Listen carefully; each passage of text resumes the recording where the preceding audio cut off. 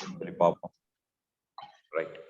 இப்ப இந்த பயிற்சி எப்படி இருக்க போகுது அப்படின்னு கேட்டீங்கன்னா, இது ஒரு அனுபவம் சார்ந்த ஒரு பயிற்சியாக இருக்க போகுது.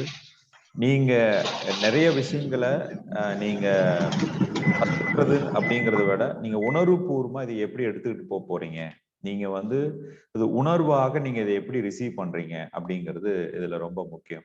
சோ இதை வெறும் அறிவாக மட்டும் இல்லாமல், இதை நீங்கள் அறிவாக பார்க்காமல் இதை உணர்வாக நீங்கள் எடுத்துக்கொள்ள வேண்டும் அப்படிங்கிறதா. அப்ப இந்த உணர்வா நான் ஏன் இதை நான் பார்க்கணும் அப்படின்னா, இது உன்னை அறிந்தால் அப்படிங்கிறது ஒரு யதார்த்தத்தை நாம புரிஞ்சுக்கணும் அப்படின்னா, பல நேரங்கள்ல நம்ம வாழ்க்கையை அணுகுகின்ற முறை, நம்மளுடைய சந்தர்ப்பங்களிலும் சரி, நம்மளுடைய சூழ்நிலைகளிலும் சரி, நாம் அணுகுகின்ற முறையானது உண்மையை புரிந்து கொள்ளாததுனால தான் எனக்கு ஒரு பிரச்சனைன்னு ஒண்ணு சொல்றேன். இல்லைன்னா எனக்கு அது வந்து செட் ஆகல, அல்லது என்னால வந்து அதனால மீட் அவுட் பண்ண முடியலன்னு நம்ம சொல்றோம். அப்போ இங்க லைஃப்ல பிரச்சனைன்னு ஒண்ணு கிடையவே கிடையாது. இங்க லைஃப்ல வந்து நம்ம தோல்விங்கிறது ஒண்ணு கிடையவே கிடையாது. இங்க லைஃப்ல நாம வந்து எனக்கு யாரும் என்னை ஏமாத்துறாங்க, பழி வாங்குறாங்கன்னு ஒண்ணு கிடையவே கிடையாது. இதை பத்தி எல்லாம் புரிஞ்சுக்கிறக்கூடிய ஒரு ஒரு ஒரு சந்தர்ப்பம் தான் இந்த பயிற்சி. அப்ப இந்த பயிற்சியை வந்து நான் எடுத்துக்கிறதுனால எனக்கு என்ன புரியும் அப்படின்னு கேட்டீங்கன்னா, உண்மையிலேயே என்னுடைய உடலாலும் இந்த மனமாலும், இப்ப நாம 2 விஷயங்களால் சொல்லப்பட்டிருக்கோம். ஒண்ணு வந்து உடல், இன்னொன்னு மனம். அப்போ இந்த உடலுக்கு சில உண்மைகள் இன்னும் தெரியாமல் இருக்கின்றது, இந்த மனதிற்கு இன்னும் சில உண்மைகள் தெரியாமல் இருக்கின்றது. இதுதான் இங்க உண்மை. அப்போ இந்த உடலை பத்தி உண்மைகள் தெரியாததுனால எனக்கு வியாதிகள் நிறைய வருது, மனதை பத்தி நிறைய தெரியாததுனால எனக்கு மன அழுத்தங்கள் வருது, டிப்ரெஷன் வருது, என்னால ஒரு விஷயத்த சக்சஸ் பண்ண முடியல, இது நடக்குது. அப்போ இங்க வந்து நம்ம எதை பத்தின உண்மைகளை தெரிந்து கொள்ள போகின்றோம்? உடல் சார்ந்த உண்மைகளை தெரிந்து கொள்ள போகின்றோம், மனம் சார்ந்த உண்மைகளை தெரிந்து கொள்ள போகின்றோம். சார் அப்போ ஏன் சார் எனக்கு லைஃப்ல வந்து பிரச்சனை மேல பிரச்சனை வந்துகிட்டே இருக்கு? ஒரு பிரச்சனையை நான் சால்வ் பண்ணா இன்னொரு பிரச்சனை வருது, அந்த பிரச்சனையை சால்வ் பண்ணா அடுத்த பிரச்சனை வருது, அதையும் சால்வ் பண்ணி அக்கடான்னு நான் உட்காரலான்னா அப்ப மீண்டும் இன்னொரு பிரச்சனை வருது. இப்ப இது ஏன் எனக்கு நடக்குது அப்படின்னு கேட்டா, எங்கேயோ நான் புரிந்து கொள்ள வேண்டியதை இன்னும் புரிந்து கொள்ளவில்லை, அதனால தான் எனக்கு பிரச்சனை வருது. இதை நீங்க வந்து ஒரு ஒரு நகைச்சுவையா சொல்லணும்னா கூட, பல சந்தர்ப்பங்கள்ல நிறைய படங்கள்ல வடிவேல் காமெடியில கூட நிறைய விஷயங்கள் சொல்லப்பட்டிருக்கு. சமீபத்துல வந்த படத்துல கூட விஜய் சேதுபதி சொல்லுவாரு, நீ வந்து உனக்கு பிரச்சனை வந்துகிட்டே இருக்கு அப்படின்னா, பிரச்சனையை சமாளிக்கிறதை விட அந்த பிரச்சனை எதனால ஆரம்பிச்சதுங்கிற மூலத்தை பாருங்க அப்படின்னு சொல்லுவோம். அந்த மாதிரி இப்ப நாம வந்து நம்ம உடல்ல வந்து ஒரு ஃபீவர் வருது, இல்ல வந்து ஒரு தலைவலி வருது, இல்ல சளி வருது அப்படின்னா நம்ம என்ன பண்றோம்? அந்த ஃபீவருக்கு மாத்திரை சாப்பிடுறோம், இல்லைன்னா சளிக்கு மாத்திரை சாப்பிடுறோம். ஆனால் அந்த ஃபீவர் வந்ததுக்கான காரணம் என்னங்கிறதுக்கான மருந்தை நாம் இதுவரை சாப்பிடுவதில்லை. நீங்க ஒரு பேராசிட்டமால் சாப்பிடுறீங்க, இல்ல ஃபீவருக்கு நீங்க ஏதாவது பண்றீங்கன்னா அது ஃபீவருக்கான காரணம் அல்ல, அது ஃபீவருக்கான மருந்தும் அல்ல. அப்ப ஃபீவர் எதனால வருகிறது? வயிறு கெட்டு போகுது, வயிற்றுல ஒரு புண்ணு வருது, அல்லது வயிற்றுல ஏற்படக்கூடிய டஸ்ட், நமக்குள்ள ஏற்படுகின்ற டஸ்ட்னாலதான் ஃபீவருங்கிறது வருது. அப்போ ஃபீவருங்கிறது ஒரு சிம்டம்ங்கிறதே நம்ம தெரியாம இருக்கிறோம். ஃபீவருங்கிறது ஒரு நோய் அல்ல, ஃபீவருங்கிறது ஒரு சிம்டம்.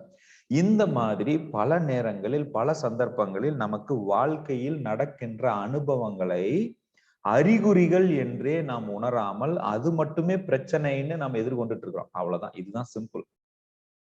அப்ப நீங்க இங்க அனுபவிக்கிற கடன் பிரச்சனையோ, இங்க நீங்க அனுபவிக்கிற உறவுகள், எனக்கு வந்து மனைவியோட உறவு சரியில்லை, கணவனோட உறவு சரியில்லைன்னு சொல்றதோ, நீங்க வந்து எனக்கு சமுதாயத்துல வந்து எனக்கு என்ன மதிக்க மாட்டேங்கிறாங்க அப்படின்னு நீங்க சொல்றதோ, எனக்கு வேலை கிடைக்க மாட்டேங்குது, கல்யாணம் ஆக மாட்டேங்குது, குழந்தை எனக்கு பிறக்க மாட்டேங்குது, இந்த மாதிரி நீங்க சொல்ற எதுவுமே பிரச்சனையே அல்ல, இது வெறும் அறிகுறிகள் தான்.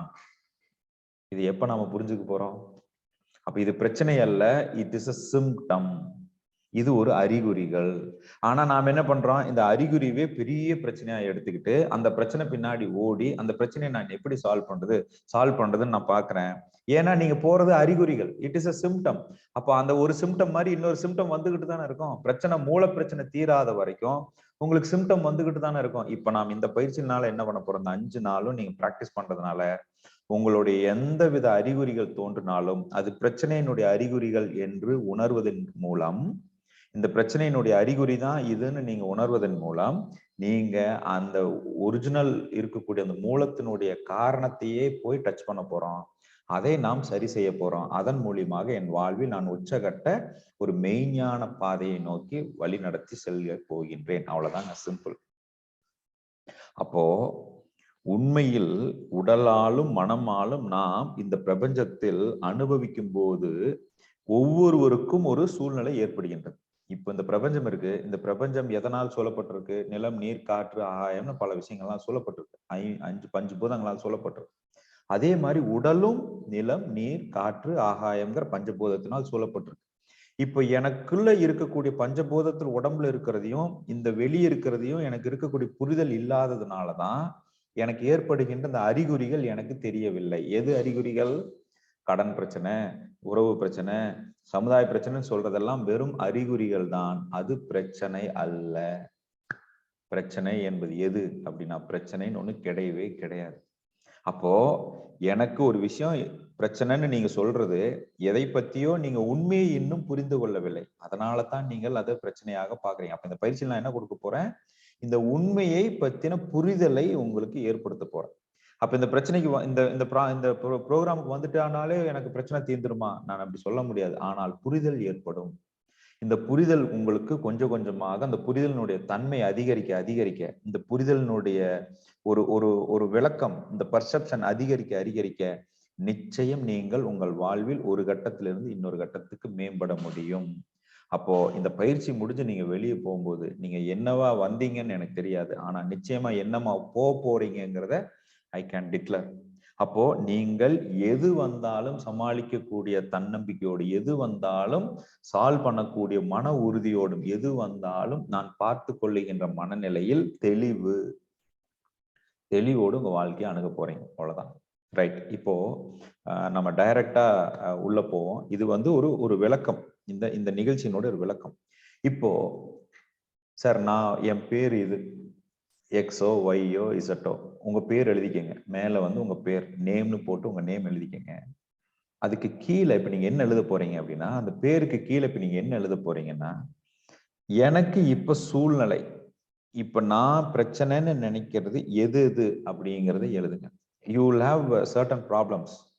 உங்க குழப்பங்கள் இருக்கலாம், உங்க மனசுல வந்து வேற கேள்விகள் இருக்கலாம், என்னென்னவோ இருக்கலாம். எப்படி இருக்கலாம்?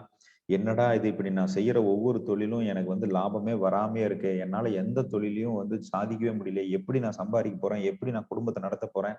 இப்படி இருக்கலாம். ரெண்டாவது, இப்ப நான் செய்துட்டு இருக்கக்கூடிய வேலை ஒரு நிரந்தரமான வேலையான்னு எனக்கு தெரியலையே. என்னுடைய வருமானம் நிரந்தரமானு எனக்கு தெரியலையே. இப்படி ஒரு வருமானத்தை நான் வந்து எவ்வளவு நாளைக்கு எடுத்துட்டு நான் வந்து என் குடும்பத்தை வந்து நான் காப்பாத்த போறேன்? இது நிரந்தரமான ஒரு வருமானத்தை நோக்கி நான் எப்ப போறேன்? இப்படின்னு கேள்வி இருக்கலாம். மூணாவது, எனக்குன்னு ஒரு சொந்த வீடு இல்லையே, எனக்குன்னு ஒரு சொந்தமா கார் இல்லையே, சமுதாயத்துல எனக்கான அங்கீகாரம் இல்லையே, மதிப்பு இல்லையே, இப்படி இன்னும் இருக்கலாம். அடுத்தது, எனக்கு இன்னும் சரியா திருமணம் ஆகலையே, என்னை வந்து ஒதுக்கி வைக்கிறாங்களே, இப்படின்னு இருக்கலாம். அல்லது எனக்கு குழந்தை இல்லையே, குழந்தை பாக்கியம் எனக்குன்னு இல்லையே, இப்படின்னு இருக்கலாம். இந்த மாதிரி எதுவாக இருந்தாலும் எதெல்லாம் இன்னும் உங்களுடைய தேவைகள் என்னங்கிறத நீங்க எழுதுங்க. List by list. இப்ப நான் சொன்னதெல்லாம் உங்க தேவைகள். இது வரைக்கும் நீங்க அதை பிரச்சனைன்னு நினைச்சிருந்தீங்கன்னா அது பிரச்சனை இல்லைன்னு புரிய வைக்கிறதா இந்த ப்ரோக்ராம். இது பிரச்சனை அல்ல, இது தேவைகள். எனக்கு நல்ல தொழில் அமையணுங்கிறது தேவை, எனக்கு நிறைய பணம் வேணும் என்பது தேவை, எனக்கு நல்ல மனைவி வேணும், நல்ல கணவன் வேணும், என்னை புரிந்து கொள்ளுகின்ற மனைவி வேணும், என்னை புரிந்து கொள்ளுகின்ற கணவன் வேண்டும் என்பது தேவை. அப்ப இது எதுவாக இருந்தாலும் அந்த தேவைகளை லிஸ்ட் அவுட் பண்ண வரிசையா எழுதுங்க. என்னுடைய தேவை இப்ப என்னுடைய மனநிலையில எனக்கு என்ன தேவை? எனக்கு மாசம் ஒரு 10 லட்சம் ரூபாய் வருமானம் தேவை. எனக்கு மாசம் வந்து நான் என்னுடைய தொழில நான் வந்து ஒரு 3 பிரான்ச் இன்னும் நான் இது பண்ணணும். அல்லது எனக்கு இப்ப நான் வேலை தேடிட்டு இருக்கிறேன். எனக்கு வேலை வந்து நான் நினைக்கிற மாதிரி ஒரு வேலை தேவை. இந்த மாதிரி எது வேணாலும் இருக்கலாம். அல்லது என் குழந்தைகள்லாம் வந்து படிச்சு முடிச்சுட்டாங்க, எல்லாரும் வேலைக்கு போயிட்டு இருக்காங்க, அவங்களுக்கு வந்து நான் நல்லபடியா நான் குடும்பத்தை செட்டில் பண்ணி இந்த மாதிரி எது வேணாலும் இருக்கலாம். உங்களுடைய தேவைகள், நீங்கள் இதை பிரச்சனைன்னு நினைக்கிறீங்க, அது பிரச்சனை அல்ல, அது தேவை. தேவையாக பாருங்க. இப்ப பிரச்சனைன்னா என்ன? எனக்கு பணம் இல்லைங்கிறது பிரச்சனை. அப்ப பணம் வந்துருச்சுன்னா பிரச்சனை சால்வ் ஆயிரும் தானே? அப்ப பணம் வேணுங்கிறது தேவை இல்லையா? அத பிரச்சனைன்னு பார்க்காம உங்களுடைய தேவைகளாக எழுதுங்க. எது எது உங்களுடைய தேவை? சொந்த வீடு என்பது தேவையாக இருக்கலாம், சொந்த காரு என்பது தேவையாக இருக்கலாம், நிரந்தர வேலை என்பது தேவையாக இருக்கலாம், ஒரு புரிதலுக்கு உண்டான ஒரு வாழ்க்கை துணை என்பது தேவையாக இருக்கலாம். அப்போ நாம் இங்கு முழுமையாக உணர்ந்து கொள்ள வேண்டியது என்னன்னா, இதுவரை இந்த கணம் வரை, நான் பிறந்ததிலிருந்து இந்த கணம் வரை எனக்கு எதெல்லாம் நான் பிரச்சனை என்று எண்ணிக்கொண்டிருந்தேனோ, எதெல்லாம் நான் பிரச்சனைன்னு பார்த்தனோ அது என்னுடைய பிரச்சனை அல்ல. என்னுடைய புரிதலில் அது என்னுடைய தேவை என்பதை நான் இன்னும் புரிந்து கொள்ளவில்லை. அப்ப அந்த தேவைகளை பூர்த்தி செய்வதற்கான சரியான நுணுக்கங்களை நான் கண்டுபிடிப்பதன் மூலியமாக என் பிரச்சனையிலிருந்து நான் நிவர்த்தி ஆக முடியுமா, முடியாதா? Just is it so or not? Sir இப்ப நான் என்ன சொல்றேன், நீங்க பிரச்சனைன்னு சொல்லிட்டு இருக்கீங்க சார். இப்ப இந்த பிரச்சனை சால்வ் ஆகணும் இல்லையா? இப்ப நான் உங்களை கூப்பிட்டு உட்கார வச்சு சொல்யூஷனை தான் கொடுக்கணும். இப்ப நான் வந்து இது ஆமா இது பிரச்சனைன்னு எனக்கே தெரியுது. இந்த பிரச்சனைக்கு சொல்யூஷனை பேசாம பிரச்சனை பிரச்சனை பிரச்சனைன்னு பேசுறதுனால என்ன பிரயோஜனம்? அப்போ நான் பேசிக்கா புரிந்து கொள்ள வேண்டியது, இதுவரை நான் பிரச்சனைன்னு சொன்ன எதுவும் எனக்கு பிரச்சனை அல்ல, இது எனக்கு தேவைகள். புரிஞ்சிருச்சு.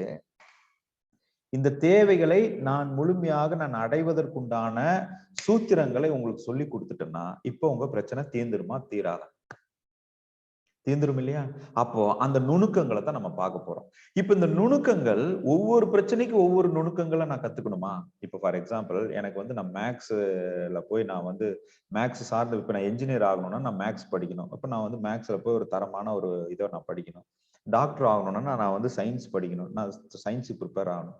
இப்போ ஒவ்வொரு துறைக்கும் நான் ஒவ்வொன்றும் படிக்கணுங்கிற மாதிரி இங்க நீங்க ஒரு 10 தேவைகள் எழுதிருக்கீங்கன்னா 10 தேவைகளுக்கு 10 வகையான நுணுக்கங்களை நீங்க கத்துக்க வேண்டியது இல்லை.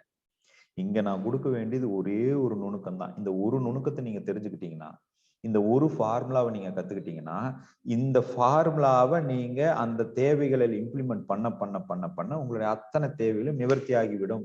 இது எப்படி இருக்கு? ஈஸியா இருக்குல்ல? அப்ப என்னுடைய ஒட்டுமொத்த பிரச்சனைகளுக்கும் ஒரே தீர்வு தான். அந்த ஒரு தீர்வு என்ன? அந்த ஒரு நுணுக்கம் என்ன? அதைத்தான் இந்த பயிற்சியில நம்ம பார்க்க போறோம். அப்போ அந்த ஒரு நுணுக்கம் என்ன? அந்த ஒரு நுணுக்கத்தை பத்தி தான் நம்ம ஆழமா பார்க்க போறோம். அந்த நுணுக்கத்துல நீங்க புரிஞ்சு கொள்ள வேண்டியது, இப்ப ஃபார் எக்ஸாம்பிள் இப்போ பணம் எனக்கு பிரச்சனைன்னு வச்சுக்கோங்களேன். எனக்கு வந்து என்கிட்ட தேவைக்கு அளவான பணம் என்கிட்ட இல்லைன்னு வச்சுக்கோங்களேன். இப்ப பிரச்சனை வந்து என்கிட்ட பணம் இல்லாததா அல்லது எனக்கு பணத்தினால் ஒரு தேவை இருக்குதுங்கிறதா? நான் என்ன சொல்றேன், எனக்கு வந்து இந்த தேவைகள் இருக்குதுறது எனக்கு பிரச்சனையா, இந்த தேவைகளை பூர்த்தி பண்ணுறதுக்கு தேவையான பணம் என்கிட்ட இல்லைங்கிறது பிரச்சனையா? யாராவது பதில் சொல்ல முடியுமா? சார் இப்ப என்ன சொல்றேன், வீடு வாங்கணும்னு நினைக்கிறேன், கார் வாங்கணும்னு நினைக்கிறேன், நல்ல வசதியா இருக்கணும்னு நினைக்கிறேன் சார். இப்ப இந்த மாதிரி என் தேவைகளை வைத்துக் கொள்வது எனக்கு பிரச்சனையா, இல்ல இந்த தேவைகளை பூர்த்தி கொள்வதற்கு எனக்கு பணம் என்னிடம் இல்லை என்பது பிரச்சனையா? இதுல எது பிரச்சனை? எனக்கு கொஞ்சம் பதில் சொல்லுங்க பாப்போம். Which is the problem in two out of these two? பணம் இல்லை அப்படிங்கிறது பிரச்சனை. பணம் இல்லைங்கிறது தான் பிரச்சனை. அப்ப தேவைகள் நியாயம் தான், கரெக்ட்டுங்களா? அப்படி எடுத்துக்கலாமா? உங்க பதில இருந்து தேவைகள் நியாயம் தான் எடுத்துக்கலாமா? ரைட். வேற ஏதாவது பதில் இருக்குங்களா? Is there any other answer? நான் 2 கேள்வி கேட்டிருக்கேன். எனக்கு சில தேவைகள் இருக்கு. இப்ப தேவைகள் இருப்பது பிரச்சனையா, இந்த தேவைகளை பூர்த்தி செய்வதற்கு உண்டான பணம் என்னிடம் இல்லை என்பது பிரச்சனையா? வேற 2 பேர் வந்து தேவைகள் இருப்பது பிரச்சனை, தேவைகள் தாங்க பிரச்சனை அப்படின்னு சொல்றீங்க, கரெக்டா? Is it so? பணம் இல்லைங்கிறது பிரச்சனை. ஓகே, பணம் இல்லைங்கிறது பிரச்சனைன்னு சொல்றாங்க. வேற ஏதாவது பதில் இருக்குங்களா? வேற ஏதாவது பெர்ஸ்பெக்டிவ்ல பதில் இருக்கா? வேற கோணத்துல, வேற பரிணாமத்துல? வணக்கம் ஜி. தேவைகளை குறிச்சு கொண்டா பிரச்சனை கம்மியாகுங்கிறது. ரைட். இப்ப தேவைகளை நான் வைத்துக் கொள்ளதான் பிரச்சனை அப்படிங்கிறீங்க. ரைட். ஓகே, வேற பதில் இருக்குங்களா? ஆமா, இப்ப மற்றவங்களுக்கு ஒரு சரி, தேவைகளை குறிச்சுக்கிட்டா பிரச்சனை தீர்ந்துரும்னு சொல்றாரு அவரு. வேற ஏதாவது பதில் இருக்கா? வேற கோணத்துல பதில் இருக்கா? தேவைகளை பூர்த்தி செய்யக்கூடிய ஒரு நாலேஜ் இல்லாதது, அது பணம் இல்லை, பணம் பற்றாக்குறை அப்படின்னா பணம் சம்பாதிக்கும் வழிமுறை தெரியாம இருக்கிறது. சிறப்பு, சிறப்புங்க. ஒரு பெரிய கைத்தட்டல் கொடுக்கலாங்க நீங்க அவருக்கு, மிஸ்டர் சிவான்னு நினைக்கிறேன். அதாவதுங்க, இங்க தேவைகள் இருப்பதும் பிரச்சனை அல்ல, உங்களிடம் பணம் இல்லை என்பதும் பிரச்சனை இல்லை. நல்லா புரிஞ்சுக்கோங்க. இந்த தேவைகளுக்கு ஏத்த பணத்தை ஈட்டுவதற்கான அணுகுமுறை, அந்த நுணுக்கங்களை தெரிந்து கொள்ள அந்த அந்த ஞானம் என்னிடம் இல்லைங்கிறது தான் பிரச்சனை. இப்ப எத்தனை பேருக்கு புரியுது? அப்போ எனக்கு கார் வேணும்னு நான் நினைக்கிறது பிரச்சனை இல்லை, வீடு வேணும்னு நினைக்கிறது பிரச்சனை இல்லை, என்கிட்ட பணம் இல்லைங்கிறதும் பிரச்சனை இல்லை. இதற்குண்டான பணத்தை ஈட்டுவதற்குண்டான நுணுக்கங்களை, இதற்குண்டான அந்த நுணுக்கங்களை நான் கற்றுக்கொண்டு அதை வழிமுறை அதை நடைமுறைப்படுத்துவதற்குண்டான ஞானம் என்கிட்ட இல்லைங்க, அதுதாங்க பிரச்சனை. That is what the basic problem. அப்ப நான் இப்ப என்ன பண்ணணும்? இங்க உங்களுடைய தேவைகளை, நீங்க தேவைகளை எழுதிருக்கீங்கிறது பிரச்சனை இல்லை, இந்த தேவைகளை பூர்த்தி செய்வதற்கு உங்ககிட்ட பணம் இல்லைங்கிறது பிரச்சனை இல்லை. இந்த தேவைகளை பணத்தை கொண்டு பூர்த்தி செய்வதற்கோ அல்லது மற்ற தேவைகளை வைத்து பூர்த்தி செய்வதற்குண்டான ஞானம் என்கிட்ட இல்லை, அதுதாங்க பிரச்சனை. அப்ப ஏன் என்கிட்ட அந்த ஞானம் இல்லாம போச்சு? அதுக்குண்டான காரணம் தெரியணும்ல. ஏன் சார் எனக்கு இது ஞானம் இல்லாம போச்சு? என் பக்கத்து வீட்டுல இருக்கிறவன் நல்லா சம்பாதிக்கிறான் சார், எங்க அண்ணன் நல்லா சம்பாதிக்கிறான் சார், என் தம்பி நல்லா சம்பாதிக்கிறான் சார், என் உறவினர்கள் நல்லா சம்பாதிக்கிறான். என்னால ஏன் பணம் சம்பாதிக்க முடியல?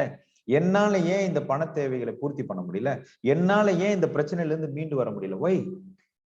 அவங்களும் என் கூட தான் படிச்சாங்க, அவங்களும் நான் படிச்ச ஸ்கூல்ல தான் படிச்சாங்க, அவங்களும் வேலைக்கு தான் போனாங்க, அவங்களும் பிசினஸ் தான் பண்ணாங்க, எங்க அப்பா அம்மா வயித்துல தான் அவனும் பிறந்திருக்கிறான். ஏன் எனக்கு மட்டும் பிரச்சனை? அவன் ஏன் நல்லா இருக்கிறான்? ஒய்? பதில் சொல்லுங்க. ஒய் ஒய் இப்ப எனக்கு மட்டும் பிரச்சனை சார், ஆனா என் கூட இருக்கிறவங்க எத்தனையோ பேர் நல்லா இருக்காங்களே சார், அவங்களுக்கு வீடு இருக்குது, கார் இருக்குது, தொழில் இருக்குது, எல்லாமே நல்லா இருக்குதே, ஏன்? ஒய்?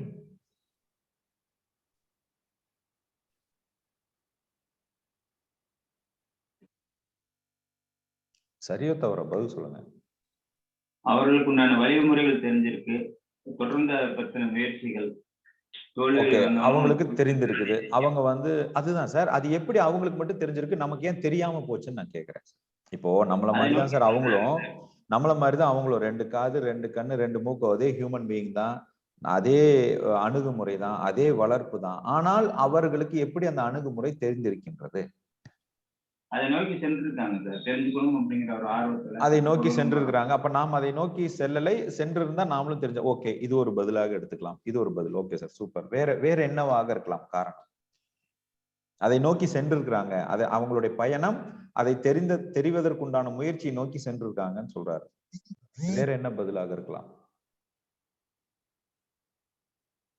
நான் சொல்றேன் கேளுங்க, இதை நீங்க அக்செப்ட் பண்ண முடியுதான்னு பாருங்க. நாம பிறந்ததுல இருந்து இன்னைக்கு வரைக்கும் நீங்க பார்த்தது, பேசுனது, கவனிச்சது, சாப்பிட்டது, நுகர்ந்தது, இதுதான் உங்களுடைய அனுபவங்களாக சேர்ந்து நிற்குது. இப்போ உங்களுக்கு என்ன அனுபவமா இருக்குன்னா, நீங்க எதெல்லாம் பார்த்தீங்க, இப்ப பார்த்துதான் இது மொபைல்னு தெரிஞ்சுக்கிட்டீங்க, பார்த்துதான் இது வண்டின்னு தெரிஞ்சுக்கிட்டீங்க, பார்த்துதான் எல்லாம் கத்துக்கிட்டீங்க. அதே மாதிரி கேட்டு கத்துக்கிட்டீங்க, பேசி கத்துக்கிட்டீங்க, நுகர்ந்து கத்துக்கிட்டீங்க. இப்போது 5 புலன்கள்னால் நீங்க கத்துக்கிட்டீங்க.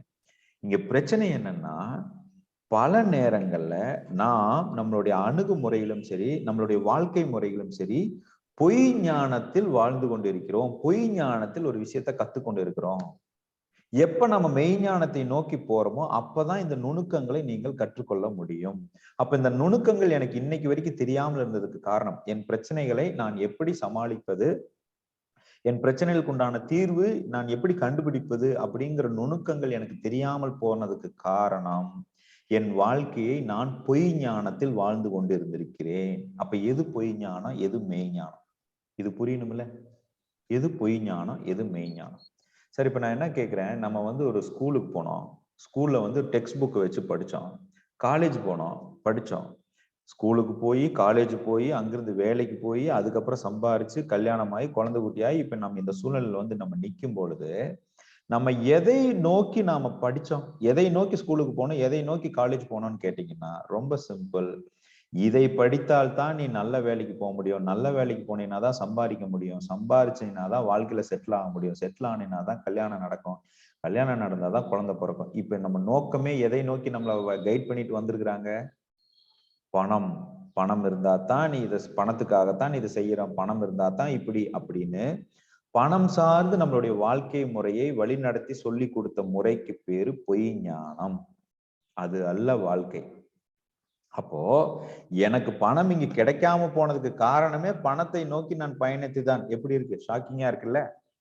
இன்னைக்கு நான் கடன் பிரச்சனையில இருப்பதற்கும், இன்னைக்கு எனக்கு உறவுகள் சரியா இல்லாமல் போனதற்கும், என்னுடைய அத்தனை தேவைகளை நான் பூர்த்தி செய்யாமல் இருப்பதற்கு காரணமே பணம் பணம் பணம் என்று பணத்தை நோக்கி நான் படித்ததும், பணத்தை நோக்கி ஓடியதும், பணத்தை நோக்கி நான் தொழில் செய்வதும், பணத்தை நோக்கி நான் சென்றதும் காரணம். அது பொய் ஞானம். அப்ப மெய் ஞானம்னா என்ன? பிறப்பின் நோக்கத்தை உணர்வது, பிறப்பின் நோக்கத்தை அறிவது, அதுதாங்க மெய்ஞானம். அப்ப மெய்ஞானம்னா என்ன? இந்த உயிர் இந்த உலகத்துல பிறந்திருக்கு இல்லைங்களா, நான் என்னுடைய தாய் தந்தையருக்கு கருவாக உருவாகி ஒரு பிண்டமாக இங்க நான் பிறந்திருக்கிறேன். இந்த கரு இங்க உருவம் எடுத்து பிண்டமாக பிறந்ததற்கு ஒரு மிகப்பெரிய காரணம் உண்டு.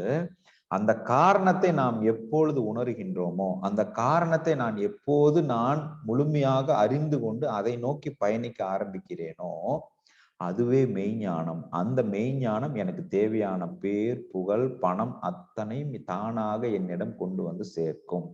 இதுதான் உண்மை. அப்ப மெய்ஞானம்னா என்ன? எனக்கு இதுவரைக்கும் இந்த பிறப்பின் ரகசியத்தை, இந்த பிறப்பின் சாராம்சத்தை இதுவரை எனக்கு யாரும் சொல்லி கொடுக்கல. அந்த மெய்ஞானத்தை எனக்கு யாரும் கற்றுக் கொடுக்கல.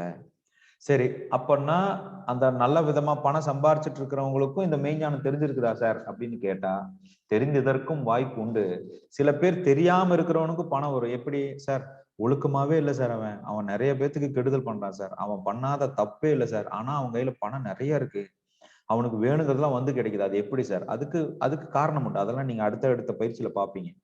3வது நாள் 2வது நாள் பயிற்சியில நீங்க பாப்பீங்க. பட் இன்னைக்கு நாம பார்ப்பது என்னென்ன காரணங்களினால் எனக்கு வாழ்க்கையில் பிரச்சனை ஏற்படுகின்றது, அதை நான் எப்படி தீர்க்க முடியும் அப்படிங்கிற ஒரு ஒரு ஒரு ஒரு ஒரு முதல்ல ஒரு புரிதலுக்குள்ள நாம போறோம். அப்போ ஃபர்ஸ்ட் இந்த கருவினுடைய ரகசியம் என்ன, இந்த பிறப்பினுடைய ரகசியம் என்ன அப்படின்னா, நான் மனிதனாக பிறந்திருப்பது முக்தி அடைவதற்காகத்தான் மனிதனாக பிறந்திருக்கிறோம். அப்ப முக்தினா என்ன? நீங்க காவி வேட்டி காவி சட்டை போட்டுட்டு போய் சாமியார் ஆகணுங்கிறது இல்லைங்க. கல்யாணம் பண்ண வாழ்க்கையில சந்தோஷமாக வாழ்றது, செய்யற தொழில சந்தோஷமாக செய்யறது, எனக்கு இருக்கக்கூடிய வாழ்க்கை சூழலை நான் சந்தோஷமாக செய்வதற்கு பேர் தான் முக்தி. அப்ப அந்த முக்தியோடு நான் என் வாழ்க்கை வாழ்வதற்கு எனக்கு இந்த வாய்ப்பு, இந்த மனித பிறப்பு. இதை நாம் எத்தனை பேர் பயன்படுத்துறோம்? அங்கதான் கேள்வியே. அப்ப இந்த மெய்ஞானத்தை எனக்கு யாரும் சொல்லிக் கொடுக்கல. ஆனால் நம்மளுடைய திருமூலரும், திருவள்ளுவரும், வள்ளலார் ஐயாவும் இந்த மாதிரி பல முன்னோர்கள் இந்த மெய்ஞானத்தை பத்தி, இந்த பிறப்பின் ரகசியத்தை பத்தி முன்கூட்டியே சொல்லி கொண்டு போயிட்டாங்க. அதை எப்ப நம்ம உணர ஆரம்பிக்கிறோமோ அப்போ உங்களுக்கு தேவையான பணம் உங்களை நோக்கி வரும். உங்களுக்கு தேவையான பெயர், புகழ் அத்தனையும் உங்களை நோக்கி வரும். இந்த பாபா படத்துல பாத்தீங்கன்னா, இந்த பறந்துட்டு இருக்கிற பட்டம் இப்ப பறந்து வந்து என் மடியில விழுகணும்னு சொல்லுவாரு. அது வந்து விழுகும். பார்த்திருக்கீங்களா? அது ஒரு படமாக காமிச்சிருப்பாங்க. பட் அப்படிப்பட்ட ஒரு சூழ்நிலையில் நம்மளால் வாழ்க்கை வாழ முடியும். உங்களுக்கு என்ன வேணுமோ அதை நீங்க அனுபவிக்க முடியும். கூப்பிட்டு வாங்க முடியும். எப்படி இருக்கு பாருங்க சார். சும்மா பேசாதீங்க சார், இதெல்லாம் பேச்சுக்கு வேணா நல்லா இருக்கும் சார், செயலுக்கு ஒண்ணும் இல்லை. நிச்சயம் நடக்குங்க. அதை அனுபவித்து கொண்டு இருப்பதற்கு சாட்சி நான். இது நிச்சயம் நடக்கும். ஏன்னா எனக்கு இன்னும் நுணுக்கங்கள் தெரியல, அதனால எனக்கு நடக்கலன்னு வேணா சொல்லுங்க. ஆனா நான் வாழ்க்கையில துரதிருஷ்டசாலின்னு சொல்லாதீங்க. வாழ்க்கையில நான் ஏன் தான் பிறந்தாங்கிற ஒரு எண்ணம் இருந்தால் உங்களுக்கு அறியாமைதான் காரணமே தவிர, நீங்கள் அற்புதமான வாழ்க்கையை வாழ இங்கு பிறந்திருக்கிறீர்கள். நீங்கள் வாழ்க்கையில் ஜெயித்து கொண்டே இருப்பதற்காகத்தான் இந்த உலகத்தில் படைக்கப்பட்டிருக்கிறீர்கள். நீங்கள் முழுமையாக ஒரு விஷயத்தை உணர்ந்து கொண்டீர்கள் என்றால் இது அத்தனையும் சாத்தியம். அப்ப முழுமையாக எதை உணர வேண்டும்?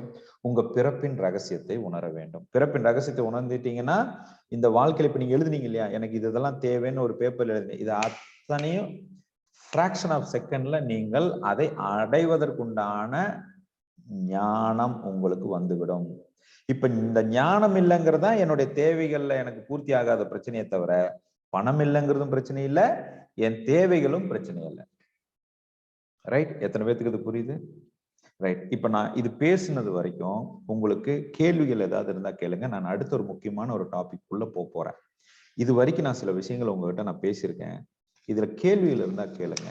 ஐ எம் கோயிங் டு ஜஸ்ட் ரொம்ப, அதாவது யதார்த்தமா சொல்ல போனா, நான் இந்த உலகத்துல எதற்கு பிறந்திருக்கிறேன்னு சொன்னா மெய்ஞானத்தை நோக்கி பிறந்திருக்க வந்துட்டோம்னு சொல்லிட்டேன். இப்ப நம்ம அடுத்து பார்க்க போறது ஒரு 5 ப்ராப்ளத்தை பத்தி, அதை எப்படி எல்லாம் ஹேண்டில் பண்ண போறோம், என்னுடைய வாழ்க்கையினுடைய பிரச்சனைகளை எப்படி எல்லாம் நம்ம வந்து ஒரு சாராம்சமாக தீர்க்க போறோம், அதுக்கான காரணம் என்னங்கிறத பத்தி நம்ம பார்க்க போறோம். பட் இது வரைக்கும் நான் பேசுனதுல உங்களுக்கு கேள்விகள் இருந்தா கேளுங்க. Yes, we have any questions so far?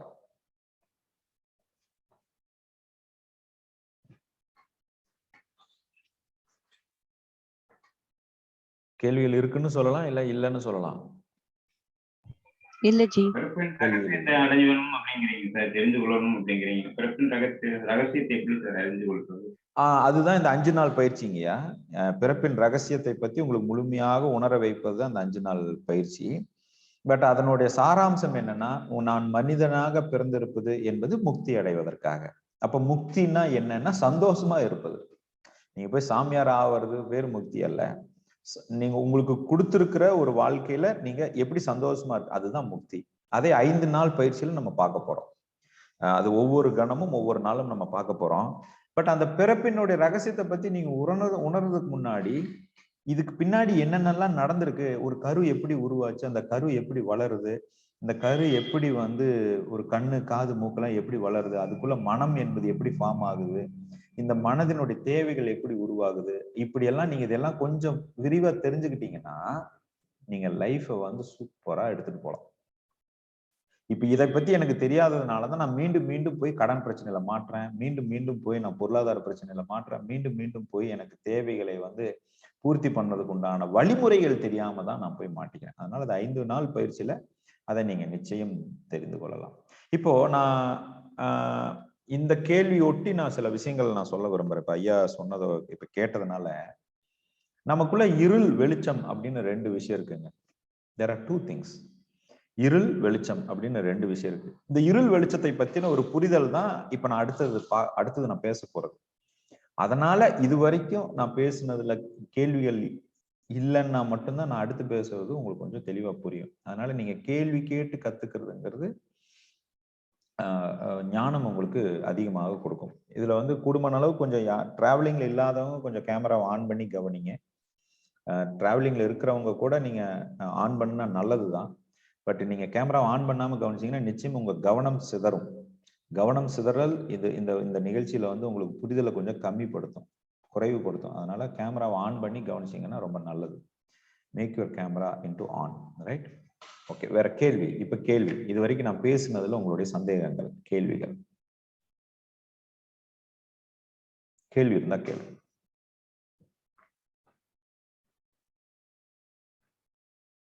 S, okay. அப்ப நோ கொஸ்டின்ஸ். இடையில கொஸ்டின்ஸ் வரும்போது கேளுங்க. இப்ப அடுத்தது இருள் வெளிச்சம் அப்படின்னு 2 விஷயம் இருக்குங்க. ஒரு மனிதனுக்குள்ள இருளும் இருக்கிறது, ஒரு மனிதனுக்குள்ள வெளிச்சமும் இருக்கிறது. அப்படின்னா என்னன்னா, இப்ப எனக்கு தேவைகள் நீங்க ஒண்ணு எழுதிருக்கீங்க இல்லையா, எனக்கு பண பிரச்சனை, எனக்கு சொந்த வீடு இல்ல, கார் இல்ல, எனக்கு வந்து உறவு சரியில்லை, இதெல்லாம் எழுதிருக்கீங்களா? இதெல்லாம் நம்ம இப்ப எப்படி பாக்குறோம் அப்படின்னு கேட்டீங்கன்னா, எனக்குள்ளே இருக்கின்ற இருளினுடைய தன்மை அதிகமாக இருக்கும் பொழுது என்னுடைய தேவைகள் பூர்த்தி ஆகிறது இல்லை. எனக்குள்ள இருக்கக்கூடிய வெளிச்சம் அதிகரிக்கும் போது எனக்கு உண்டான தேவைகள் பூர்த்தி ஆகுது. ரொம்ப சிம்பிளா சொல்லணும்னா, அப்ப இருள் அப்படிங்கிறது அறியாமை, வெளிச்சம் என்பது ஞானம். அப்போ ஒரு மனிதனுக்கு இருள் இருக்க இருக்க உங்க பிரச்சனையில இருந்து நீங்க மீண்டு வர முடியாது. வெளிச்சம் என்பது ஞானம். ஞானம் பெருக பெருக நீங்க பிரச்சனையில இருந்து வெளிவர முடியும். அப்போ ஒரு மனிதன் 4 வகையாக தன்னுடைய வாழ்க்கை சூழலில் தன்னுடைய வாழ்க்கையை அணுகுகிறான் அப்படின்னு பாக்குறான். அதுல ஒண்ணு, இருட்டிலிருந்து இருட்டை நோக்கி செல்லக்கூடிய மனிதர்கள் ஒரு கேட்டகரி. ஃபர்ஸ்ட் கேட்டகரி இருளிலிருந்து இருளை நோக்கி செல்பவர். இரண்டாவது கேட்டகரி வெளிச்சத்திலிருந்து வெளிச்சத்தை நோக்கி செல்பவர். மூன்றாவது கேட்டகரி இருட்டிலிருந்து வெளிச்சத்தை நோக்கி செல்பவர். நாலாவது கேட்டகரி வெளிச்சத்திலிருந்து இருட்டை நோக்கி செல்பவர். அப்ப பல நேரங்கள்ல நம்ம வாழ்க்கையை எப்படி நம்ம வாழ்றோம்னு கேட்டீங்கன்னா, இருள் என்பது அறியாமை, வெளிச்சம் என்பது ஞானம். இப்ப இருட்டிலிருந்து இருட்டை நோக்கி செல்பவர்கள் அப்படின்னா, என்னுடைய வாழ்க்கையில நான் அறியாமையோட ஒரு வாழ்க்கை வாழ்ந்துட்டு இருக்கேன்னா, அறியாமையிலே பிறந்து அறியாமையிலே வாழ்ந்து அறியாமையிலே சாவறது. அதுதான் இருட்டிலிருந்து இருட்டை நோக்கி சென்று கொண்டிருப்பது.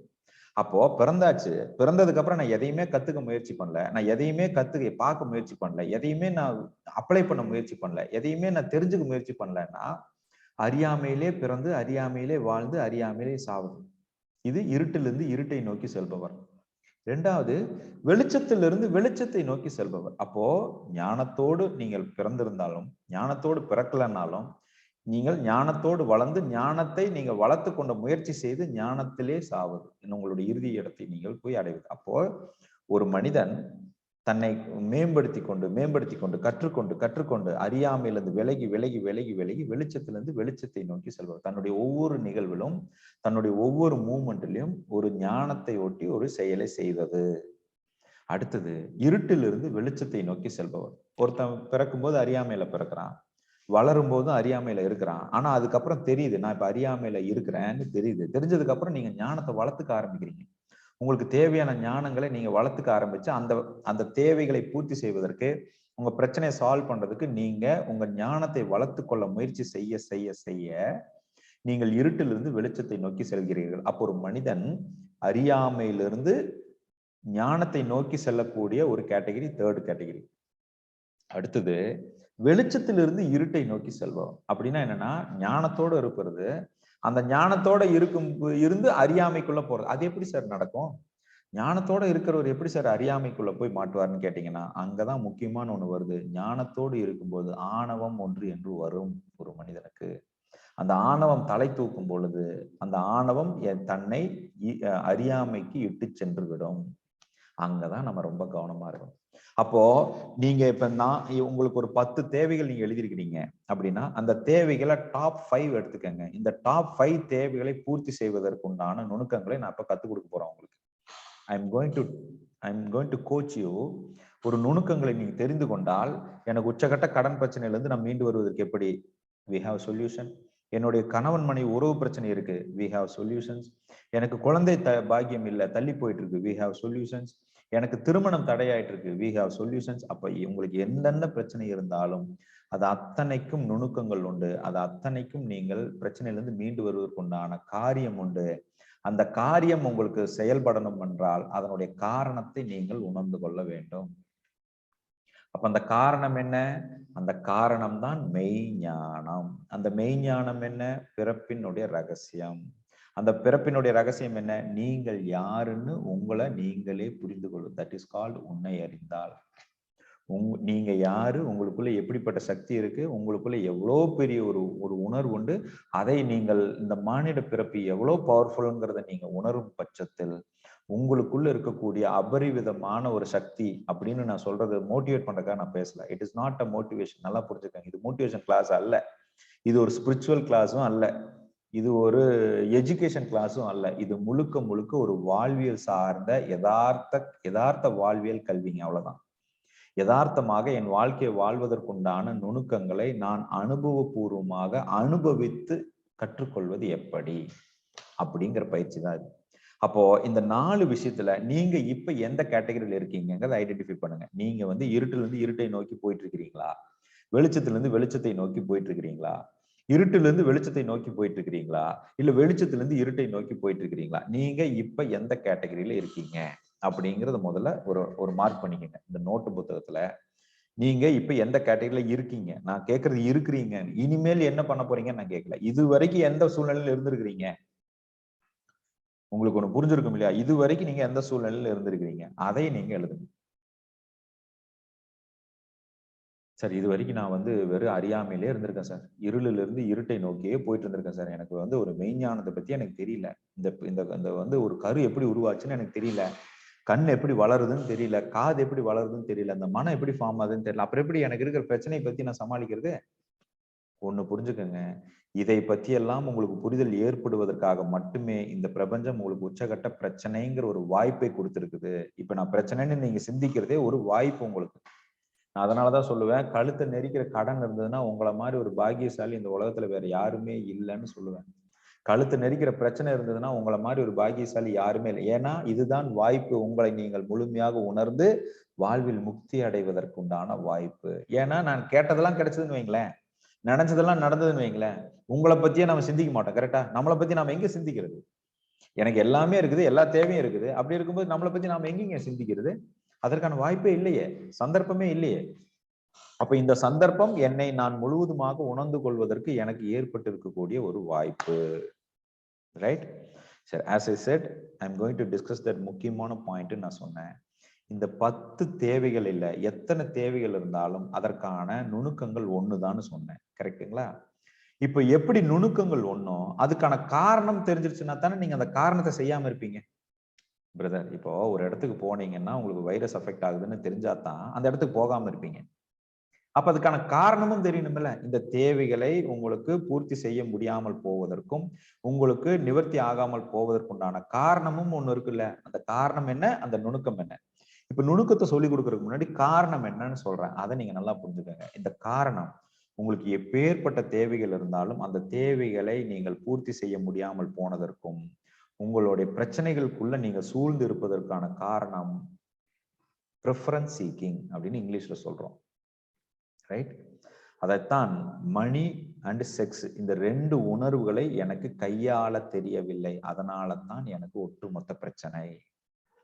இது எப்படி உங்களுக்கு புரியுற மாதிரி சொல்லணும்னா, இப்ப நீங்க பல இடங்கள்ல கேள்விப்பட்டிருப்பீங்க, நிறைய சக்கரா இருக்கு, நம்ம உடம்புல நிறைய சக்கரா இருக்கு, இந்த சக்கராவை நம்ம ஆக்டிவேட் பண்ணணும். மூலாதாரம், சுவாதிஷ்டானம், ஆகினை, இப்ப இந்த மாதிரி மணிப்பூரகம், இந்த மாதிரி ஒரு 7 வகையான சக்கரா இருக்கு அப்படின்னு சொல்றாங்க. அது ஏன் சக்கரம்னு சொல்றோம்? ஏன் அப்படின்னு கேட்டீங்கன்னா, ஒரு மனிதனுக்கு பிறந்ததுல இருந்தே பிரச்சனை இல்லை சார். கரெக்டா? நீங்க பிறந்ததுல இருந்து உங்களுக்கு பிரச்சனை இருந்ததா? இல்ல. காலேஜ் போகும்போது பிரச்சனை இருந்ததா? இல்ல. எங்கேயோ ஒரு கட்டத்துல, ஏதோ ஒரு கட்டத்துல உங்களுக்கு பிரச்சனை வந்தது. அப்ப என்னன்னா, தர்மாத் துக்கம் அப்படிங்கிறாங்க சான்ஸ்கிரிட்ல. அப்ப தர்மாத் துக்கம்னா, நீங்க தர்மத்தின் பாதையில் செல்லும் வரை உங்களுக்கு பிரச்சனை இல்லை. தர்மத்தின் பாதையில் நீங்கள் உங்கள் வாழ்க்கையை வழிநடத்தும் வரை உங்களுக்கு பிரச்சனை இல்லை. தர்மம் தவறும் போது துக்கம் ஏற்படுகின்றது. தர்மாத் மேல தர்மம், தர்மத்துக்கு அப்புறம் துக்கம். இது ஒரு சக்கரம் மாதிரி வரும். தர்மத்திலிருந்து விலகும் போது துக்கம் ஏற்படுகிறது. இந்த துக்காத் ராஜம், இந்த துக்கத்தினால் நீங்கள் என்ன நடக்குது? துக்கம் ஏற்படும் போது உங்க ப்ரிஃபரன்ஸ் சீக்கிங்ல போய் மாட்டிக்கிறீங்க. இந்த மணி, செக்ஸ்ங்கிற 2 உணர்வுல போய் மாட்டிக்கிறீங்க. பணம், பால் உணர்வு, இந்த 2 உணர்வுல போய் நீங்க மாட்டிக்கிறீங்க. இதுல நீங்க மாட்டும் போது துக்காத் அதர்மம், அதாவது நீங்க துக்காத் ராஜம், ராஜாத் துக்கம்னு சொல்றோம். இந்த அதர்மம் அப்படின்னு சொல்ற இந்த விஷயம்தான் நீங்க ஒரு அதர்ம பாதையில போறது. அதனால வாழ்க்கையில தவறான பாதையில போறது.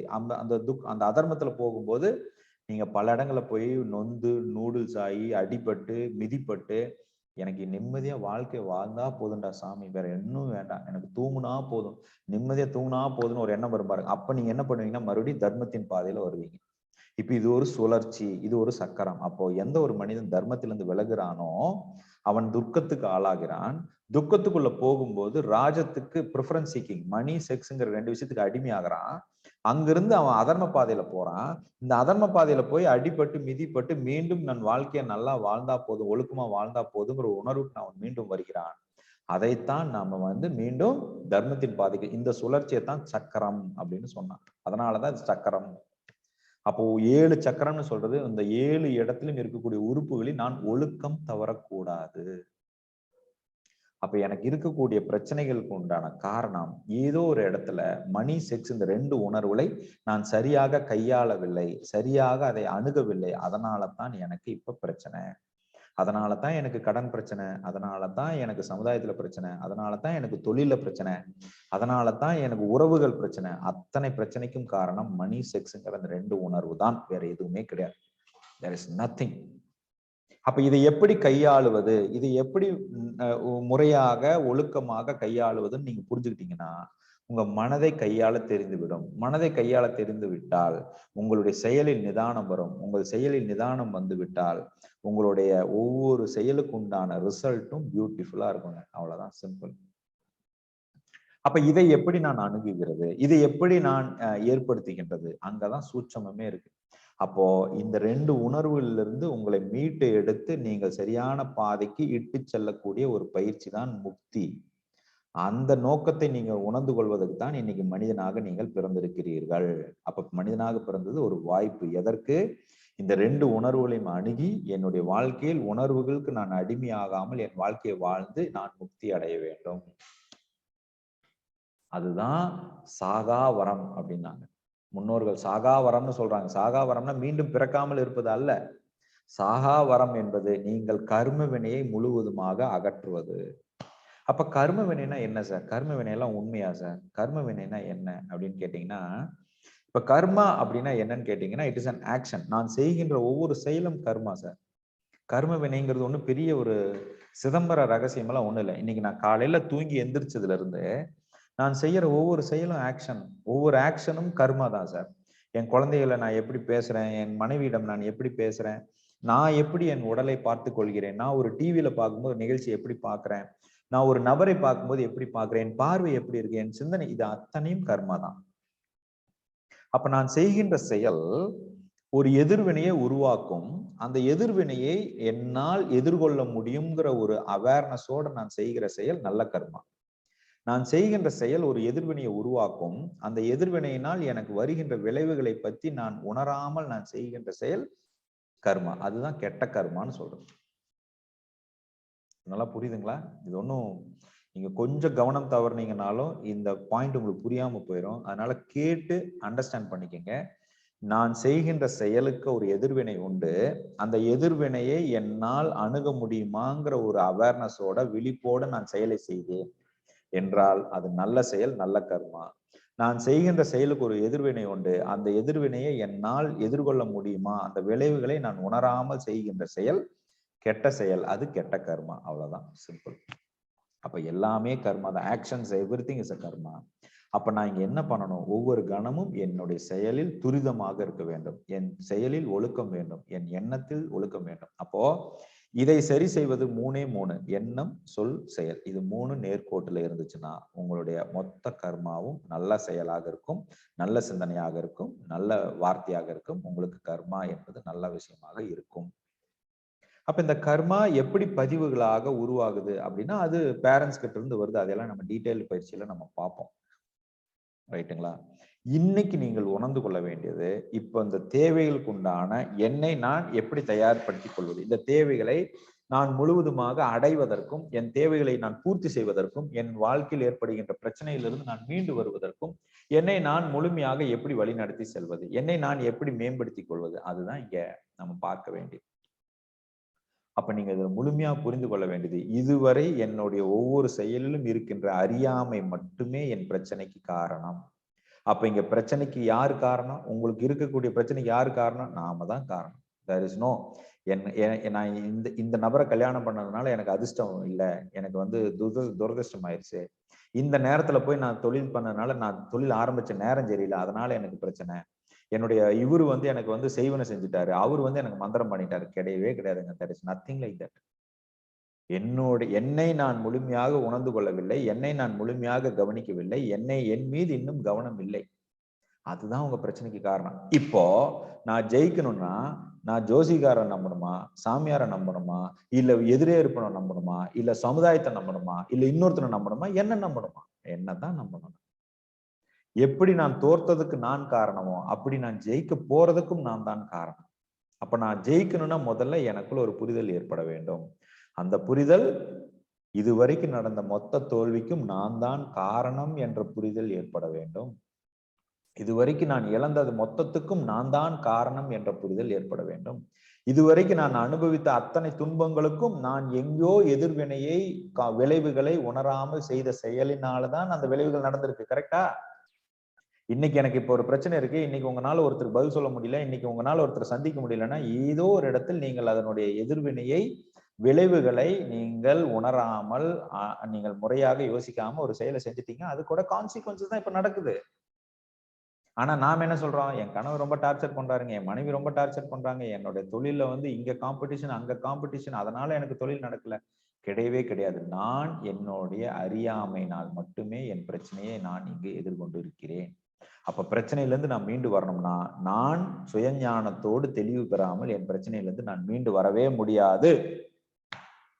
உங்களை நீங்கள் தெளிவுபடுத்திக் கொள்ளாமல் உங்கள் பிரச்சனையிலிருந்து நீங்கள் மீள முடியாது. இன்னும் எத்தனை காலத்துக்கு நம்ம நேரத்தை குறை சொல்ல போறோம்? எத்தனை நாளைக்கு நீங்க ஜோசிகார குறை சொல்ல போறீங்க? எத்தனை நேரத்துக்கு நீங்க சாமியாரை குறை சொல்ல போறீங்க? உங்களை நீங்கள் எப்போது திருப்பி பார்க்க போகிறீர்கள்? நான் வாழ்க்கையில் ஜெயிக்கணும்னா, நான் என் வாழ்க்கையில் கடன் பிரச்சனையிலிருந்து வெளியே வரணும்னா, நான் என்னுடைய தொழிலில் நான் ஜெயிக்கணும்னா முதல்ல என்ன நம்பணும், என்னை திரும்பி பார்க்க வேண்டும். அவ்வளவுதான், சிம்பிள்.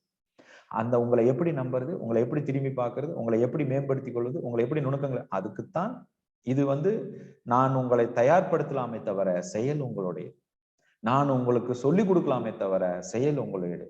அப்போ இந்த பயிற்சியினால் என்ன நடக்க போகின்றது? பொய் ஞானத்திலிருந்து மெய்ஞானத்தை நோக்கி நாம் பயணிக்க போகிறோம். இந்த மெய்ஞானத்தில் பயணம் பண்ண பண்ண பண்ண உங்களுக்கே சில தெளிவுகள் வரும். அது ஒவ்வொரு உறவுகளிலும் தெளிவு வரும், ஒவ்வொரு விஷயங்களிலும் தெளிவு வரும். அதை நீங்கள் நடைமுறையாக நீங்க பயன்படுத்தலாம். அதுல முதல்ல இன்னைக்கு நம்ம பார்க்கிறது பணம் சார்ந்த பிரச்சனையை ஏன் ஏற்படுகின்றது, பணம் சார்ந்த பிரச்சனையில் இருக்கக்கூடிய பொய் ஞானம் என்ன, மெய்ஞானம் என்ன அப்படிங்கறது நம்ம இன்னைக்கு நம்ம பார்க்கலாம். I can give you. இப்ப எனக்கு பண பிரச்சனை ஏன் வருது, பணத்தை நான் அணுகுவதில் எனக்கு ஏன் பிரச்சனை வருது, பணம் என்னிடம் வருவதில் எனக்கு தேவையை விட குறைவாக ஏன் பணம் என்னிடம் வருகின்றது, பணம் என்னிடம் வராமல் போவதற்கு வேற என்னென்ன மாதிரியான காரணங்கள் உண்டு அப்படிங்கிற பணம் சார்ந்த பிரச்சனை பத்தி பார்க்கலாம். இப்ப இரண்டாவது இந்த விஷயங்களை நான் பேசின வரைக்கும் யாருக்காவது ஏதாவது கேள்வி இருக்குங்களா? Do you have any questions so far?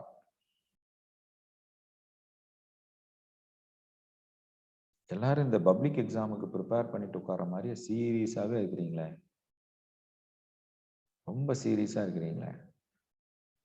இதுல சில பேர் கேமரா வேற ஆன்ல இல்லை, அவங்க உண்மையிலேயே கவனிக்கிறாங்களான்னு எனக்கு தெரியல, இல்லைன்னா இதை ஆன் பண்ணி விட்டு கிச்சன்ல வச்சுட்டு சமைக்கிறாங்களான்னு தெரியல, என்ன நடக்குதுன்னு தெரியல. பட் இருந்தாலும் நம்பிக்கை தானே சார் எல்லாம். Right? To you have any questions? இங்க பாருங்க, 6:30 மணிலிருந்து 7:17 வரைக்கும் மூச்சு முட்டை பேசியிருக்கிறேன். இதுல ஒரு இடத்துல கூட உங்களுக்கு சந்தேகம் இல்லை, நான் உங்களை நல்லா தூங்க வச்சிருக்கிறேன்னு அர்த்தம். கரெக்டா?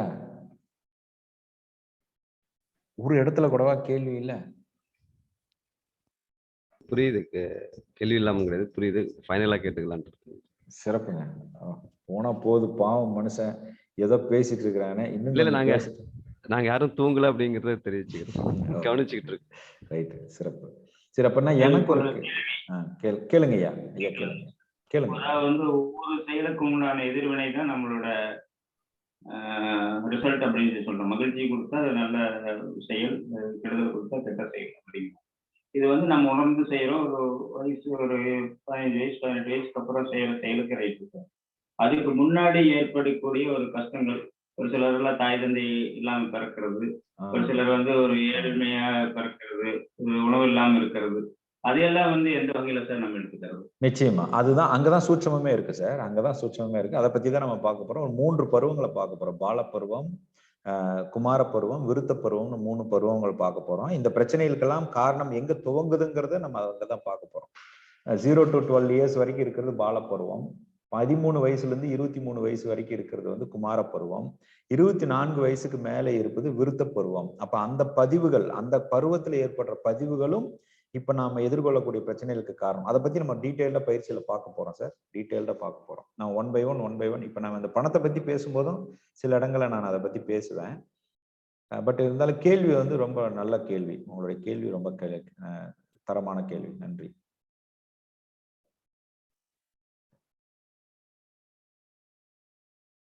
வேற கேள்வி இருக்குங்களா? சரி, இப்ப எனக்கு ஒரு கேள்வி இருக்கு. இப்ப நான் என்ன கேட்கிறேன், இப்போ நீங்க வந்து ஒரு விஷயம் வேணும்னு ஒரு டிரைவ் பண்றீங்க சார். எனக்கு இது வேணும், வீடு வேணும், கார் வேணும், கடன் பிரச்சனையிலிருந்து நான் வெளியே வரணும், இதெல்லாம் நீங்க டிரைவ் பண்றீங்க.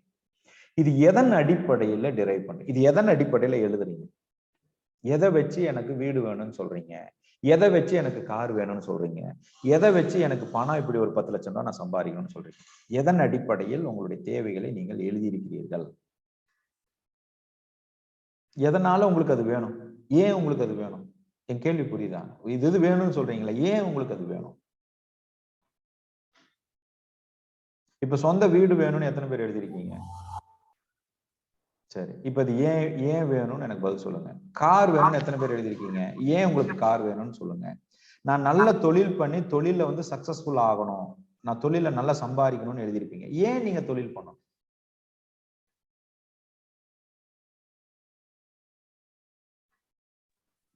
ஒரு சில இதெல்லாம் அடிப்படை தேவை. ஓகே, அடிப்படை தேவை, அதனால அதை நான் எழுதியிருக்கிறேன்னு சொல்றீங்க. அப்போ இருக்கிறதுக்கு வீடு, சாப்பிட்றதுக்கு சாப்பாடு, போட்டிருக்கிறதுக்கு ட்ரெஸ் அடிப்படை தேவைன்னு சொல்றீங்க. சரி, இப்போ இதை கூட நான் இன்னும் கொஞ்சம் ஆழமா எடுத்துட்டு போகலான்னு நினைக்கிறேன். இப்போ நான் என்ன கேட்கிறேன் சார், இப்போ நம்ம எல்லாருக்கும் உங்களுக்கு வந்து நேரம் பார்த்து நட்சத்திரம் பார்த்து சார் பேர் வச்சிருப்பாங்க. நம்ம குழந்தை பிறந்த உடனே நல்ல நேரம் பார்த்து தானே பேர் வச்சிருப்பாங்க, ராசி பார்த்து தானே பேர் வச்சிருப்பாங்க, இந்த எழுத்துல வந்து இப்போ பேர் வைக்கணும்னு சொல்லி தானே பேர் வச்சிருப்பாங்க. Hello, is it so? தலையாட்டலாம், உங்க கேமரா எனக்கு தெரியும், தலையாட்டலாம். ரைட். இப்ப நான் என்ன கேட்கிறேன், உங்க அப்பாவுக்கு அப்படி பேர் வச்சிருப்பாங்களா? வச்சிருப்பாங்க. உங்க தாத்தாக்கு அப்படி பேர் வச்சிருப்பாங்களா? அவங்க தாத்தா அவங்க அப்பாவுக்கு அப்படி பேர் வச்சிருப்பாங்களா? சரி, இப்ப என் கேள்வி என்னன்னா, இந்த நமக்கெல்லாம் எதுக்கு நேரம் பார்த்து நட்சத்திரம் பார்த்து பேர் வச்சாங்க? என் பையன் நல்லா இருக்கணும், அவனுக்கு வாழ்க்கை நல்லா அமையணும், அவன் வந்து ஒரு சிரிப்பா இருக்கணும், அதுக்கு தானே சார் நேரம் பார்த்து நட்சத்திரம் பார்த்து பேர் வச்சாங்க. இல்ல வேற ஏதாவது காரணமா? சொல்லுங்க பார்ப்போம். உங்களுக்கு நாள் பார்த்து நட்சத்திரம் பார்த்து பேர் வச்சதுக்கு காரணம் என்னவா இருக்கும்? இந்த பேர் வச்சா அவன் நல்லா இருப்பான், இந்த பேர் வச்சா அவன் கஷ்டப்படாம இருப்பான், அப்படிதானே sir? Hello, is it so? இப்ப அப்படி பார்த்து நேரம் பார்த்து நட்சத்திரம் பார்த்து வச்ச பேர் வச்ச நாம இப்ப எப்படி கஷ்டப்பட்டு இருக்கோம்னு பாருங்களேன். அப்ப எங்கேயோ தப்பு இருக்குல்ல? அப்போ வச்ச எழுத்துல தப்பு இருக்குதா, இல்ல பார்த்து கொடுத்த ஜோசியார்கிட்ட தப்பு இருக்குதா, எங்க தப்பு இருக்குது? அப்படி பார்த்து பேர் வச்ச நாம ஏன் சார் இன்னைக்கு பிரச்சனையில இருக்கிறோம்? அப்படி பார்த்து நட்சத்திரம் பார்த்து நடந்தது ஏன் சார் இன்னைக்கு நம்ம திருமணம் இப்படி இருக்குது? நேரம் பார்த்து பொருத்தம் பார்த்தானே சார் கல்யாணம் பண்ணாங்க. எல்லாம் பார்த்து நல்லா இருக்கணும், நல்லா இருப்பாங்க நினைச்சுதானே சார் கல்யாணம் பண்றாங்க. ஏன் அப்ப அந்த பிரச்சனை வருது? நல்லா தானே இருக்கணும். ஏன் அப்ப எனக்கு இன்னைக்கு பிரச்சனை? நல்லா தானே இருக்கணும் பேர் வச்சிருந்தா. ஆனா எங்க தாத்தாக்கு அப்படி எல்லாம் பார்க்கவே இல்லை. ஆனா அவர் நல்லா வாழ்ந்துட்டு தானே போனாரு. இப்ப ஏன் என்னால அந்த மாதிரி ஒரு வாழ்க்கையை வாழ முடியல? ஒய்?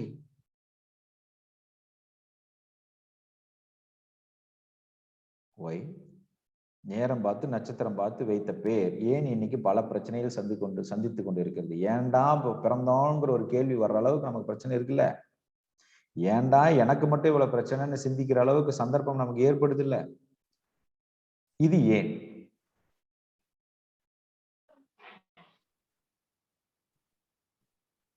ஒய்?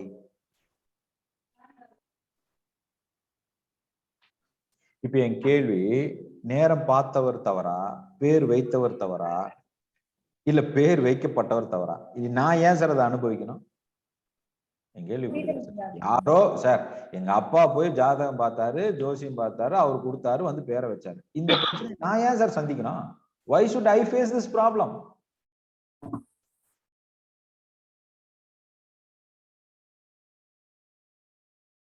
அப்ப பிரச்சனை நேரத்துல இல்ல, பிரச்சனை பேர்ல இல்ல, பிரச்சனை பிறந்ததுலயும் இல்ல. நான் என்னுடைய செயலில் தான் பிரச்சனை. நான் என்ன செயலை செய்தேனோ அந்த செயல் தான் எனக்கு இன்னைக்கு தாக்கத்தை ஏற்படுத்தி கொண்டிருக்கிறது. அப்ப இனிமேல் நீங்க நல்ல நேரம் பார்த்தாலும் சரி, இனிமேல் நீங்க கெட்ட நேரம் பார்த்தாலும் சரி, நேரத்துல பிரச்சனை இல்லை, உங்க செயலில் தான் இருக்கின்றது. ஹலோ, நான் என்ன செயல் செய்கிறேன் என்பதுதான் என் வாழ்க்கையை தீர்மானிக்கிறதே தவிர நான் எந்த நேரத்தில் செய்கிறேன் என்பதை தீர்மானிக்கவில்லை. அப்ப செயல்தான் என் வாழ்க்கை, செயல்தான் என்னுடைய வாழ்க்கையை பெரும்பான்மையாக தீர்மானிக்கிறது. அப்ப செயலுக்கு முன்னாடி என்ன நடக்குது சார்? இப்ப நான் என்ன கேட்கிறேன், நீங்க பிறந்ததுல இருந்து எனக்கு இது பிடிக்கும் அது பிடிக்கும்னு ஒரு ஒரு ஒரு ஒரு கேட்டகரியில நீங்க வாழ்ந்திருப்பீங்க. இப்போ அம்மா சமையல் எனக்கு ரொம்ப பிடிக்கும் அப்படின்னு சொல்றீங்க. அம்மா சமையல் பிடிக்காதவங்க இங்க யாருமே இருக்க முடியாது. கரெக்டா? இப்ப ஏன் அம்மாவோட சமையல் பிடிக்குது? என்ன காரணம்? ஏன் அம்மாவோட சமையல் பிடிக்குது நமக்கு? அது பிறந்ததுல இருந்தே அதுதான் சாப்பிட்டுட்டு நாம அது பழகியாச்சு. சிம்பிள், அவ்வளவுதான். அதான் சிம்பிள். அதாவது நான் பழகி கொண்டேன். அந்த என்னுடைய அந்த சுவை எனக்கு பழகிடுச்சு. அப்ப அந்த பதிவுகள் தான் இங்க பிரச்சனை. இப்ப அம்மா தான் நல்லா சமைக்கிறாங்கிறது உண்மை அல்ல. அம்மாவுடைய சமையல் எனக்கு அதிகமாக நான் சாப்பிட்டு பழக்கப்பட்டதனால் அந்த பதிவுகள் எனக்கு அது நல்லா இருக்குங்கிற ஃபீல் இருக்கு. அந்த மாதிரி தான் இப்ப உங்களுக்கு இருக்கிற பிரச்சனையும் இது பிரச்சனைங்கிற பதிவு தானே தவிர இது உண்மையான பிரச்சனை அல்ல. நீங்கள் புரிந்து கொள்ள வேண்டியது, நீங்கள் உங்கள் வாழ்க்கையை பதிவுகள் தான் வாழ்ந்து கொண்டிருக்கிறீர்கள், அது உண்மையில் வாழவில்லை. அதைத்தான் இப்ப நீங்க புரிஞ்சுக்கணும். அப்ப எனக்கு இருக்கக்கூடிய தேவைகளும் பதிவுகள் தானே தவிர அது உண்மை அல்ல. எனக்கு இருக்கிற பிரச்சனைகளும் பதிவுகள் தானே தவிர அது உண்மை அல்ல. அப்ப நான் கவனம் செலுத்த வேண்டியது என்னுடைய பதிவுகளிடம், மெட்டீரியலிஸ்டிக் லைஃப்ல இல்ல. என்னை நான் கவனிக்க வேண்டியது என்னுடைய பதிவுகள். அப்ப என்னுடைய பதிவுகள் எப்படி வந்திருக்கிறது? அதுதான் பயாலஜி ஆஃப் பிலீஃப் அப்படின்னு இங்கிலீஷ்ல சொல்றோம். அப்போ எனக்கு இங்க இருக்கக்கூடிய பிரச்சனைகளுடைய பதிவுகள் எங்க ஆரம்பிக்குது? நான் குழந்தையாக பிறக்கும் போதுல இருந்தே ஆரம்பிக்கின்றது. அதுதான் பெரும்பான்மையாக 0 to 12 இயர்ஸ்ல ஏற்படக்கூடிய உங்களுடைய அனுபவங்கள் தான் உங்களுடைய வாழ்க்கையை தீர்மானிக்கின்றது. அங்க ஏற்படுற அந்த அனுபவம் இருக்கு பாருங்க. சில நேரங்கள்ல சில இடங்கள்ல உங்களுக்கு அப்பா அம்மா வந்து சின்ன வயசுல இருந்தே பணம் என்ன மரத்துலயா காய்க்குது, பணம்னா ரொம்ப கஷ்டம், பணம் சம்பாதிக்க கஷ்டம்னு சொல்லி சொல்லி சொல்லி உங்களை வளர்த்திருந்தாங்கன்னா இப்ப உங்ககிட்ட பணமே சேராது. ஏன்னா பணத்துக்கு மீது ஒரு நல்ல ஒரு ரிலேஷன்ஷிப் உங்களுக்கு இருக்காது. அந்த நம்பிக்கை உங்களை பணத்தை ஈர்ப்பதற்குண்டான தடையை விதைக்கின்றது. அப்ப பணம் உங்களிடம் வருவதற்கு முதல் தடையாக இருப்பது பணத்தின் மீது நீங்கள் வைத்திருக்கும் நம்பிக்கை, பணத்தின் மீது நீங்கள் கொண்டிருக்கும் அணுகுமுறை, பணத்தை நீங்கள் எவ்வாறு அணுகிறீர்கள். இந்த அணுகுமுறை தான் the first block. What is the first block to have your money? இது வந்து பணத்தை நீங்கள் அணுகுகின்ற முறை, பணத்தின் மீது நீங்க வைத்திருக்கக்கூடிய நம்பிக்கை. அப்படின்னா என்ன? நான் வந்து இப்ப 10,000 தானே சம்பளம் வாங்குறேன், நான்லாம் 1 கோடி ரூபாய் மதிப்புக்கெல்லாம் வீடு வாங்க முடியாதுன்னு நினைச்சீங்கன்னா இட்ஸ் பிளாக். அது ஒரு தடை. அப்போ பணம் என்பது நீங்கள் வைத்திருக்கக்கூடிய நம்பர் ஆஃப் நோட்ல இல்ல, பணம் என்பது எனர்ஜி. அந்த எனர்ஜியை நீங்க எவ்வளவு உணர்றீங்க, அந்த ஒரு தன்மையை நீங்கள் எப்படி உணர்றீங்க, அதுதாங்க நீங்க செய்ய வேண்டிய காரியம். அப்ப நீங்க புரிந்து கொள்ள வேண்டியது, வென்னவர் நீங்கள் எப்பெல்லாம் உங்களுக்கு பணம் சார்ந்த பிளாக் ஏற்படுதோ அப்பெல்லாம் நீங்கள் உங்களுடைய அதிர்வு அலைகள் நீங்கள் சரிப்படுத்த வேண்டும். அந்த வைப்ரேஷன்ஸை நீங்க சரி பண்ணணும். அப்ப அந்த வைப்ரேஷன்ங்கிறது என்ன? உணர்வு, வேற ஒண்ணுமே இல்லை. அந்த உணர்வு தான் மணி, செக்ஸ்ங்கிற இந்த 2 உணர்வை அணுகுகின்ற விதம் தான் இந்த பணம் சார்ந்த அணுகுமுறையை உங்களுக்கு சரிப்படுத்தி கொடுக்கும். This is so simple. Okay, இப்போ இந்த பணம் வந்து எனக்கு பிரச்சனையாக இருக்கிறதுக்கு 2 விஷயம் சார். ஒண்ணு கடன், இன்னொன்னு வருமான குறைவு. இது 2 தானே சார்? இப்ப பண பிரச்சனை பத்தி நம்ம பாக்குறோம். இதை இன்னும் 2ஆ பிரிச்சிருவோம் சார். இப்ப எப்பெல்லாம் எனக்கு பண பிரச்சனை அதிகமா இருக்குன்னு பாத்தீங்கன்னா, கடன் நிறைய இருந்ததுன்னா என்னால சேமிக்க முடியாம போகுது. இன்னொன்னு, எனக்கு வருமானத்துக்கு தேவையான பணம் என்கிட்ட வரலங்கும் போது என்னால பணத்தை சேமிக்க முடியல. 2 கரெக்ட். இது 2 தானே சார் ரீசன்? இதை தவிர வேற ஏதாவது ரீசன் இருக்குமா? இப்ப நான் பணத்தை அணுகணும்னா எனக்கு நிறைய கடன் இருந்தாலும் என்னால பணத்தை சேமிக்க முடியறது இல்ல. எனக்கு நிறைய தேவைக்கு உண்டான பணம் வரல, எனக்கு வருமானம் கம்மியா இருந்தாலும் என்னால பணத்தை அணுக முடியல. இது 2 தானே சார் ப்ராப்ளம்? அப்ப இது 2க்கும் நீங்க மூலத்தை கண்டுபிடிச்சிட்டீங்கன்னா, 2க்கும் ரீசனை கண்டுபிடிச்சிங்கன்னா நீங்க பண பிரச்சனைல இருந்து மீண்டும் வெளியே வந்துடலாமா? The first point.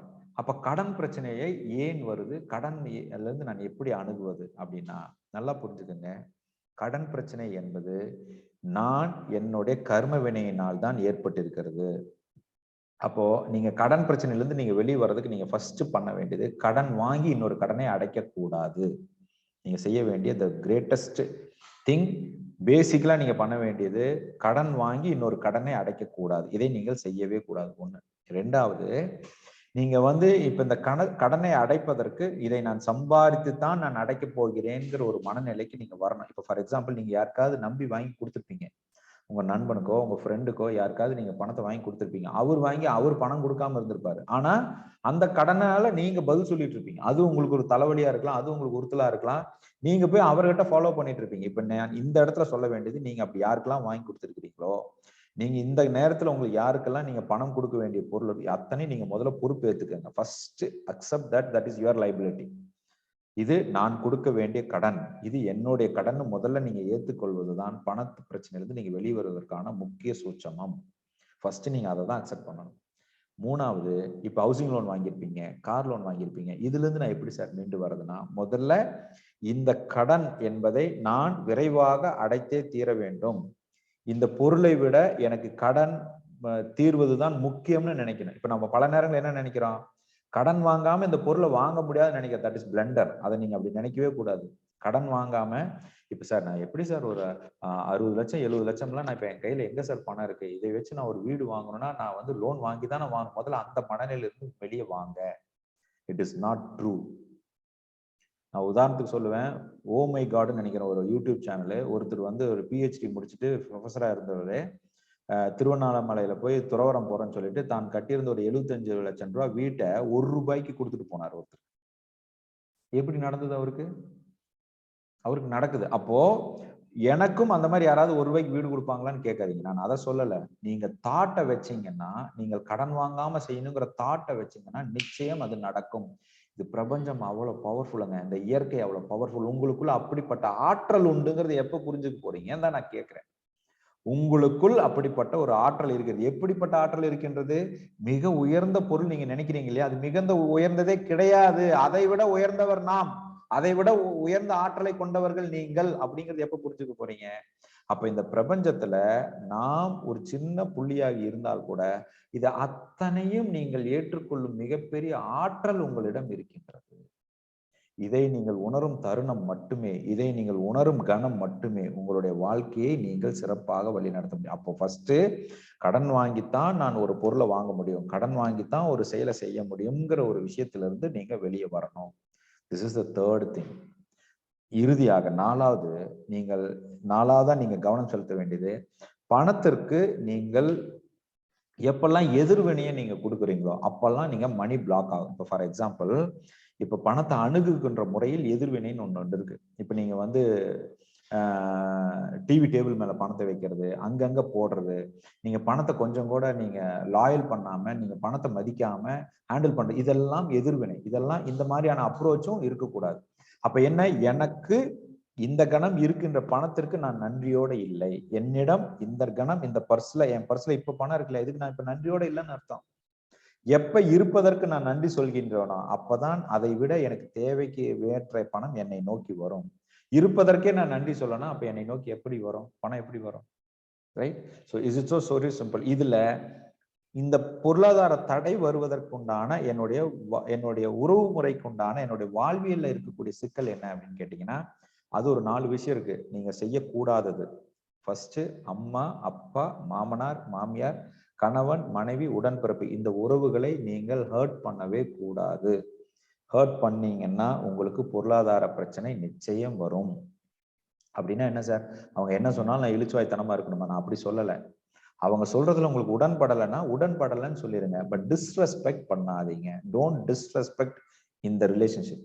இப்ப நான் சொன்ன உறவுகளை மரியாதை குறைவாக நடத்தாதீர்கள். நடத்தினீங்கன்னா அதுல உங்களுக்கு பிரச்சனை வரும். ரைட்? இப்போ இதெல்லாம் உங்களுக்கு பணம் உங்களிடம் வராமல் இருப்பதற்கு பிரச்சனை. இப்ப பணம் வருவதற்கு நீங்கள் என்ன செய்ய வேண்டும்? பணம் உங்களை நோக்கி வருவதற்கு என்ன செய்ய வேண்டும்? த வெரி ஃபர்ஸ்ட் திங், உங்க பிறப்பின் நோக்கத்தை தொழிலாக செய்ய வேண்டும். அதை செஞ்சீங்கன்னா பணம் எளிமையா வரும். அந்த ரகசியம் தான் நான் 3ஆவது நாள்ல சொல்லி கொடுக்க போறேன். இந்த பயிற்சியில the third day பிறப்பின் நோக்கத்தினுடைய ரகசியத்தை எப்படி கண்டுபிடித்து அதை நான் தொழிலாக எப்படி செய்வது. நான் ஏதோ ஒரு நோக்கத்துக்காக இந்த உலகத்துல வந்திருக்கேன், அது என்னன்னு கண்டுபிடிச்சீங்கன்னா அந்த நோக்கத்தை கண்டுபிடிக்கிறதுக்கு உண்டான ஒரு பிராக்டிஸ் இருக்கு, அதை சொல்லி கொடுக்குறேன்.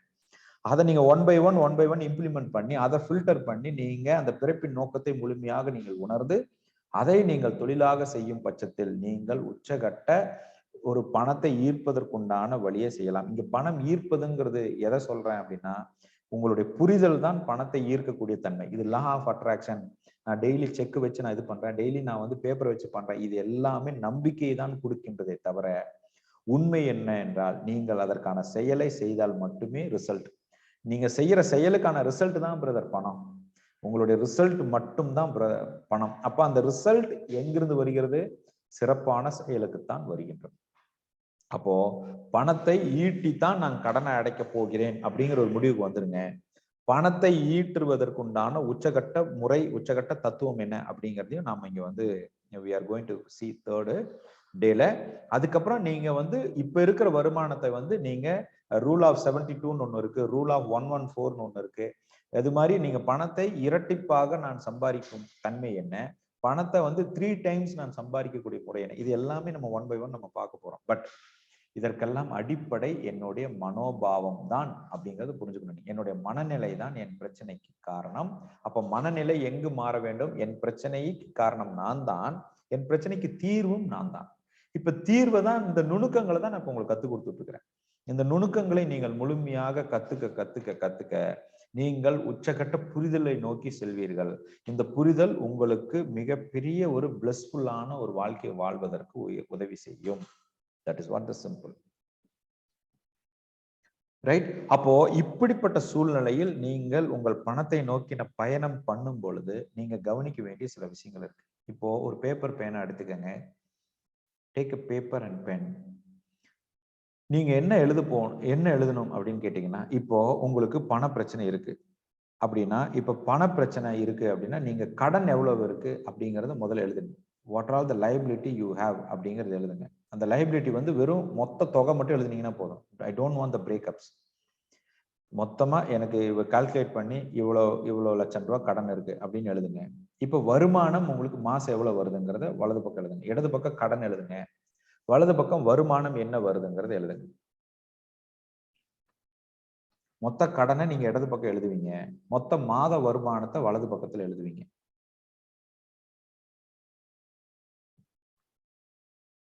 உங்களுடைய மாத வருமானம் ரைட் சைட்ல, உங்க மொத்த கடன் இடது பக்கம்.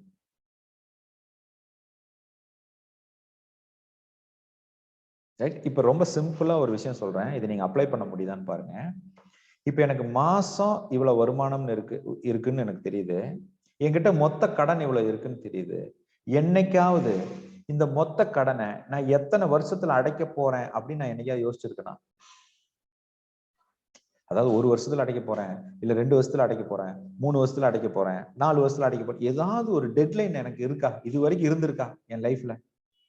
கடனை மாசம் மாசம் நான் சம்பாரிச்சு கட்டலான்னு தான் நம்ம நினைச்சிட்டு இருக்கிறோமே தவிர, 1 வருஷத்துக்குள்ள நான் அடைச்சிருவேன், 2 வருஷத்துக்குள்ள நான் அடைச்சிருவேங்கிற ஒரு டீடைல்டு ஒரு விஷயம் என்கிட்ட இல்லை, இது வரைக்கும் இல்லை. பிரச்சனையே அங்கதான். இப்ப நான் என்ன சொல்றேன், நீங்க ஹவுசிங் லோன் வாங்குறீங்க, ஒரு 20 வருஷம் நீங்க லோனை போட்டு ஒரு 30 லட்சம் ரூபாய் நீங்க வாங்குறீங்க அப்படின்னா 20 வருஷம் நீங்க கட்ட போறீங்களா? அதை ஏன் நீங்க 5 வருஷத்துல அடைக்கணும்னு ஏன் நீங்க முடிவு பண்ணக்கூடாது?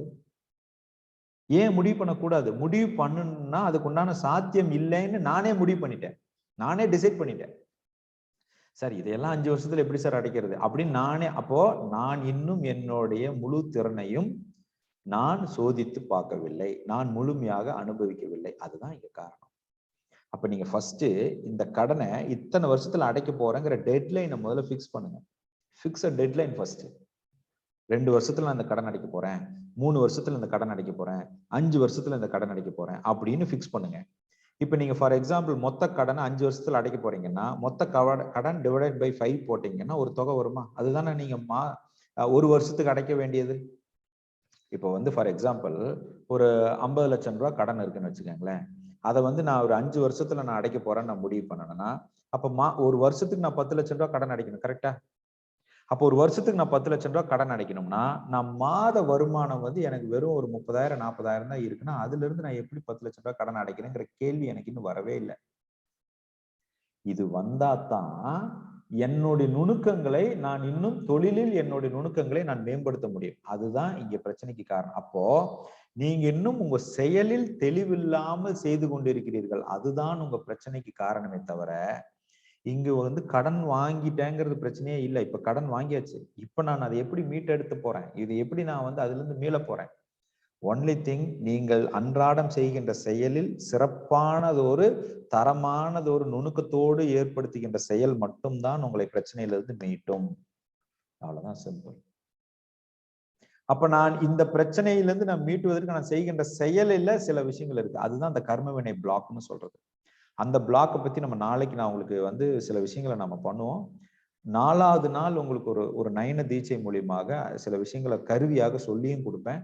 அந்த பயிற்சி நீங்க செய்வது மூலியமாக அன்றாடம் உங்களுடைய அந்த கர்மவினை அந்த கெட்ட செயல்களினால் இந்த மெமரியில இருந்து நீங்க விலகி, இப்போ எப்படி வந்து நீங்க சின்ன வயசுல இருந்து மெமரியில தான் நம்ம வாழ்க்கையை வாழ்ந்தோம்னு சொன்ன மாதிரி இன்னைக்கு இருக்கக்கூடிய பிரச்சனைய நீங்கள் எளிதாக சமாளிப்பதற்குண்டான ஒரு மெமரி உங்ககிட்ட நீங்க பயன்படுத்துற பதிவுகள்ல நீங்க இல்ல, அதனாலதான் அதை எளிதாக சால்வ் பண்ண முடியல. நாம எப்பவுமே காம்ப்ளிகேட் பண்ணியே பழகிட்டோம், ஒரு விஷயத்த காம்ப்ளிகேட் பண்ணியே பழகிட்டோம், அதனாலதான் நமக்கு பிரச்சனை. அதை எளிமையாக தீர்வு கண்டுபிடிக்கிறதுக்கு உண்டான வழியை நாம் இதுவரை காணவில்லை. அப்ப எளிமையாக தீர்வு கண்டுபிடிப்பது எவ்வாறு? நான் நுணுக்கங்களை கற்றுக்கொள்ளும் போதுதான் நீங்க எளிமையாக தீர்வை கண்டுபிடிக்க முடியும். அது மட்டும் இல்ல, நுணுக்கங்களை எப்போது நீங்க முழுமையாக கற்றுப்பிடிக்கணும், ஏற்கனவே இருக்கிற பிலீஃப் சிஸ்டத்தை நீங்க ரிமூவ் பண்ணணும், உங்க நெகட்டிவ் பிலீஃப்ஸை நீங்க ரிமூவ் பண்ணணும். அதுதான் உங்களுடைய கர்ம வினை பதிவுகள். அந்த பதிவுகளை நீங்கள் வெளியே தள்ள வேண்டும். அதற்கெல்லாம் சில பயிற்சி இருக்கு, அதற்கெல்லாம் சில பிராக்டிசஸ் இருக்கு. நான் கொடுக்குற ஹோம் ஒர்க்ஸை நீங்க பண்ணணும். அப்பதான் நீங்க அந்த கர்ம வினை பிளாக்ல இருந்து நீங்கள் முழுமையாக வெளியே வர வேண்டும். அந்த வகையில இன்னைக்கு நான் உங்களுக்கு கொடுக்குற ஹோம் ஒர்க்கு, நீங்க இது வரைக்கும் கடந்து வந்த குட் மெமரி, பேட் மெமரி, இது 2 மெமரி நீங்க நாளைக்கு எழுதிட்டு வரணும். நல்லா புரிஞ்சுக்கங்க. உங்களுக்கு நினைவு தெரிஞ்ச நாள்ல இருந்து இன்னைக்கு வரைக்கும் உங்க மனசுல இருக்கிற good memories and bad memories இதை நீங்க எழுதிட்டு வரணும். ப்ரொவைடட் நீங்க ஸ்டேட்மெண்ட்டா எழுதணும்னு அவசியம் இல்லை, அந்த நிகழ்வினுடைய ஹிண்ட் மட்டும் எழுதுங்க. இப்போ ஃபார் எக்ஸாம்பிள் 12th ஸ்டாண்டர்ட் ஸ்கூல்ல இந்த with conversation with this person என்னால மறக்க முடியல. அதே மாதிரி ஐஸ்கிரீம் சென்டர்ல with conversation with this person என்னால மறக்க முடியல. மை ஹஸ்பண்ட் கூட இந்த இடத்துல, மை ஒய்ஃப் கூட இந்த இடத்துல, இந்த அனுபவம் என்னால புரியுதுங்களா நான் சொல்றது? அந்த ஹிண்ட் மட்டும் எழுதிட்டு வாங்க. Your good memories and bad memories இது 2ஐயும் நீங்க எழுதிட்டு வரணும் நாளைக்கு வரும்போது. இது உங்களுக்கு எவ்வளவு பெரிய தாக்கத்தை ஏற்படுத்தி உங்களுடைய செயலை பிளாக் கிரியேட் பண்ணுது. நீங்க இதை மனசுல வச்சுட்டு இருக்கிறதுனால இது உங்களுக்கு எவ்வளவு பெரிய பிளாக்கா இருக்க போது நாளைக்கு நீங்க லைவ் டெமோ பார்க்க போறோம் நம்ம கிளாஸ்ல. ப்ராக்டிக்கலாவே நான் ஒர்க் அவுட் பண்ண போறேன், உங்க கூட கான்வர்சேஷன் பண்ணி உங்களுடைய மொத்த பிரச்சனையும் தீர்வு செய்வதற்குண்டான வழிமுறைகளை நாம் சொல்லி கொடுக்க போகின்றோம். Right? So this is what the basic things. இதுதான் உங்களுடைய நாளையோடைய அசைன்மெண்ட்ஸ். ஸோ இப்போ இது வரைக்கும் உங்களுக்கு வேற ஏதாவது கேள்வி இருக்குங்களா? Do you have any questions so far?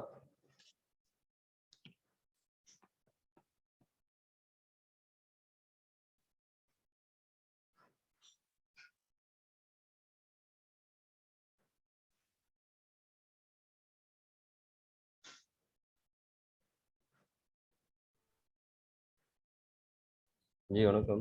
கேளுங்க பிரதர், கேளுங்க. நம்மளோட பிறக்கும்போது நம்ம நல்லா தான் பிறந்தோம், பேர் வைக்கும்போது நல்லா தான் வச்சோம். இடையில தான் நம்ம வந்துட்டு நம்மளோட செயல்கள்னால நம்ம வந்துட்டு நம்ம கஷ்டப்படுறோம் அப்படின்னு சொன்னீங்க. பிறந்ததுல இருந்தே குழந்தைகள் எல்லாம் கஷ்டப்பட்டுட்டே இருக்காங்க இல்லையா? அவங்கலாம் எப்படி? அவங்க என்ன மாதிரி நம்ம எடுத்துக்க முடியும்? இல்லைங்க, அதுதான் நாம 3வது நாள் நம்ம பார்ப்போம்னு சொன்னேன். ஆனா அது கஷ்டம் கிடையாதுங்கிறது முதல்ல அதை புரிஞ்சுக்கங்க. நம்ம பார்வையில தான் அது கஷ்டம். நீங்க பாக்குறதுல அது கஷ்டம். அந்த குழந்தைக்கு அது கஷ்டமே கிடையாது. ஆக்சுவலா அந்த குழந்தைக்கு அது ஒரு அனுபவம் தான். பிறந்த உடனே அது ஒரு அனுபவம். பிறந்த உடனே எங்க அப்பா அம்மா என்ன நல்லா பாத்துக்கிட்டாங்க, அது ஒரு அனுபவம். அந்த குழந்தைக்கு அது ஒரு அனுபவம். கஷ்டம்ங்கிறது என் பார்வையில தானே. நான் நல்லா வளர்ந்தேன், ஆனா அந்த குழந்தை எனக்கு கிடைச்சது கிடைக்கல அப்படிங்கிற என்னுடைய பதிவை தான் நான் இங்க பதிவிடுறேன். அது கஷ்டம் இல்லைல்ல. நான் என்ன சொல்றேன்னு புரியுதுங்களா? எனக்கு வந்து ஒரு விஷயம் நல்லா நடந்திருக்குதுங்க. எனக்கு நடந்த மாதிரி அந்த குழந்தைக்கு நடக்கல. என்னைய நல்லா பேரண்ட்ஸ் பாத்துக்கிட்ட மாதிரி அது பார்க்கல. அப்ப இன்னொரு குழந்தைய நல்லா பாக்குறாங்க, இன்னொரு குழந்தை. அப்ப இது எல்லாமே என் பார்வையில் தான் அது கஷ்டம்னு என்று சொல்கிறேன். அது அந்த குழந்தைக்கு கஷ்டம் அல்ல. அந்த குழந்தைக்கு அது அனுபவம். அது ஒரு நிகழ்வு. அந்த நிகழ்வு பதிவாக உள்ள ஏறுகிறது. அதைத்தான் நீங்க இங்க புரிஞ்சுக்கணும். பட் அதை பத்தி டீட்டெயிலா நம்ம பார்ப்போம். ஆனா கஷ்டம் ஒன்று கிடையாதுங்கிற பதில் தான் இந்த இடத்துல நான் உங்களுக்கு சொல்ல வேண்டியது. It is a perception. இது நம்ம பார்வையில அது பர்செப்ஷன்ல கஷ்டமா தெரியுது. அவ்வளவுதான்.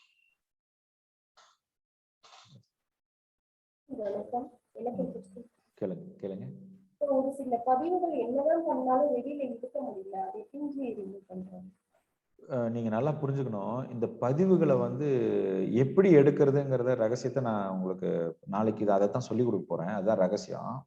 ஆனா அந்த பதிவுகள் வந்து ஒரு தடவை போயிருச்சுன்னா அது மீண்டும் வராதுன்னு ஒண்ணு கிடையாது. அது ஒவ்வொரு தடவையும் வரும்போது அதை எப்படி ரிமூவ் பண்ணணும்னு ஒண்ணு தெரிஞ்சிருக்கணும். அது நிரந்தரமா போகாது. ஃபர்ஸ்ட் இப்போ ஒரு உதாரணத்துக்கு சொல்லணும்னா, ஒரு பாத்திரம் இருக்குங்க. இந்த பாத்திரத்துல கொஞ்சமா கெட்டு போன டீ இருக்கு. அந்த பாத்திரத்துல இந்த கெட்டு போன டீயை கீழே ஊத்தாம ஃப்ரெஷ்ஷான பாலை நிரப்புறது எப்படி? அப்படின்னா நீங்க நிறைய பாலை அதுல ஊத்திக்கிட்டே இருக்கணும். இந்த கெட்டு போன பால் முழுவதுமாக வெளியே போய் ஓவர்ஃப்ளோ ஆகி வெளியே போற அளவுக்கு நீங்க நிறைய நல்ல பாலை ஊத்திக்கிட்டே இருக்கணும். அந்த மாதிரி இந்த பதிவுகள் வெளியே போகாது. இந்த பதிவுகள் அற்று போற அளவுக்கு நீங்க நல்ல பதிவுகளை உள்ள போட்டுக்கிட்டே இருக்கணும். இப்ப என்ன நடக்குதுன்னா, நீங்க எந்த சம்பவங்களை நடந்தாலும், எந்த சம்பவங்களை நீங்க பார்த்தாலும் அந்த கெட்ட பதிவுகளை ஒட்டியே இதை நீங்க பாக்குறீங்க. அதனாலதான் உங்களுக்கு அது போக மாட்டேங்குது. ஏற்கனவே நடந்த அந்த சம்பவங்களுடைய ரெஃபரன்ஸ் பாயிண்ட்லயே நீங்க ஒவ்வொரு சம்பவத்தையும் பாக்குறீங்க. அப்படி பார்க்காமல் இருப்பது எப்படி நாளைக்கு சொல்லி கொடுத்துருவேன். ரகசியத்தை சொல்லி கொடுத்துருவேன். அதை இல்லாம நீங்க சந்திக்க சந்திக்க சந்திக்க you will get fresh memories. You will get out of your old memories. ஆனால் அது முழுமையாக தவிர்க்க முடியும் என்பது கிடையாது. அது பாசிபிளே கிடையாது. அதை தவிர்த்து வேணா இருக்கலாம். புரிஞ்சுதுங்களா? எஸ். அடுத்த கேள்வி, வேற கேள்வி. ஜி நான் ஆபீஸ்க்கு டைம் ஆகுது, லிமிட் ஆகிட்டு. கிளம்புங்க கிளம்புங்க கிளம்புங்க. எஸ், வேற கேள்வி. சரி, இப்போ நான் என்ன கேக்குறேன் சார், அப்போ இப்படி இப்படி இருந்ததுன்னா அப்ப விதினா என்ன சார்? எல்லாம் விதிப்படி நடக்குதுன்னு சொல்றாங்களே. இப்ப விதினா என்ன? விதி எப்படி சார் மதியால் வெல்வதுன்னு சொல்றதுன்னா என்ன சார்? அப்ப விதினா என்ன, மதினா என்ன?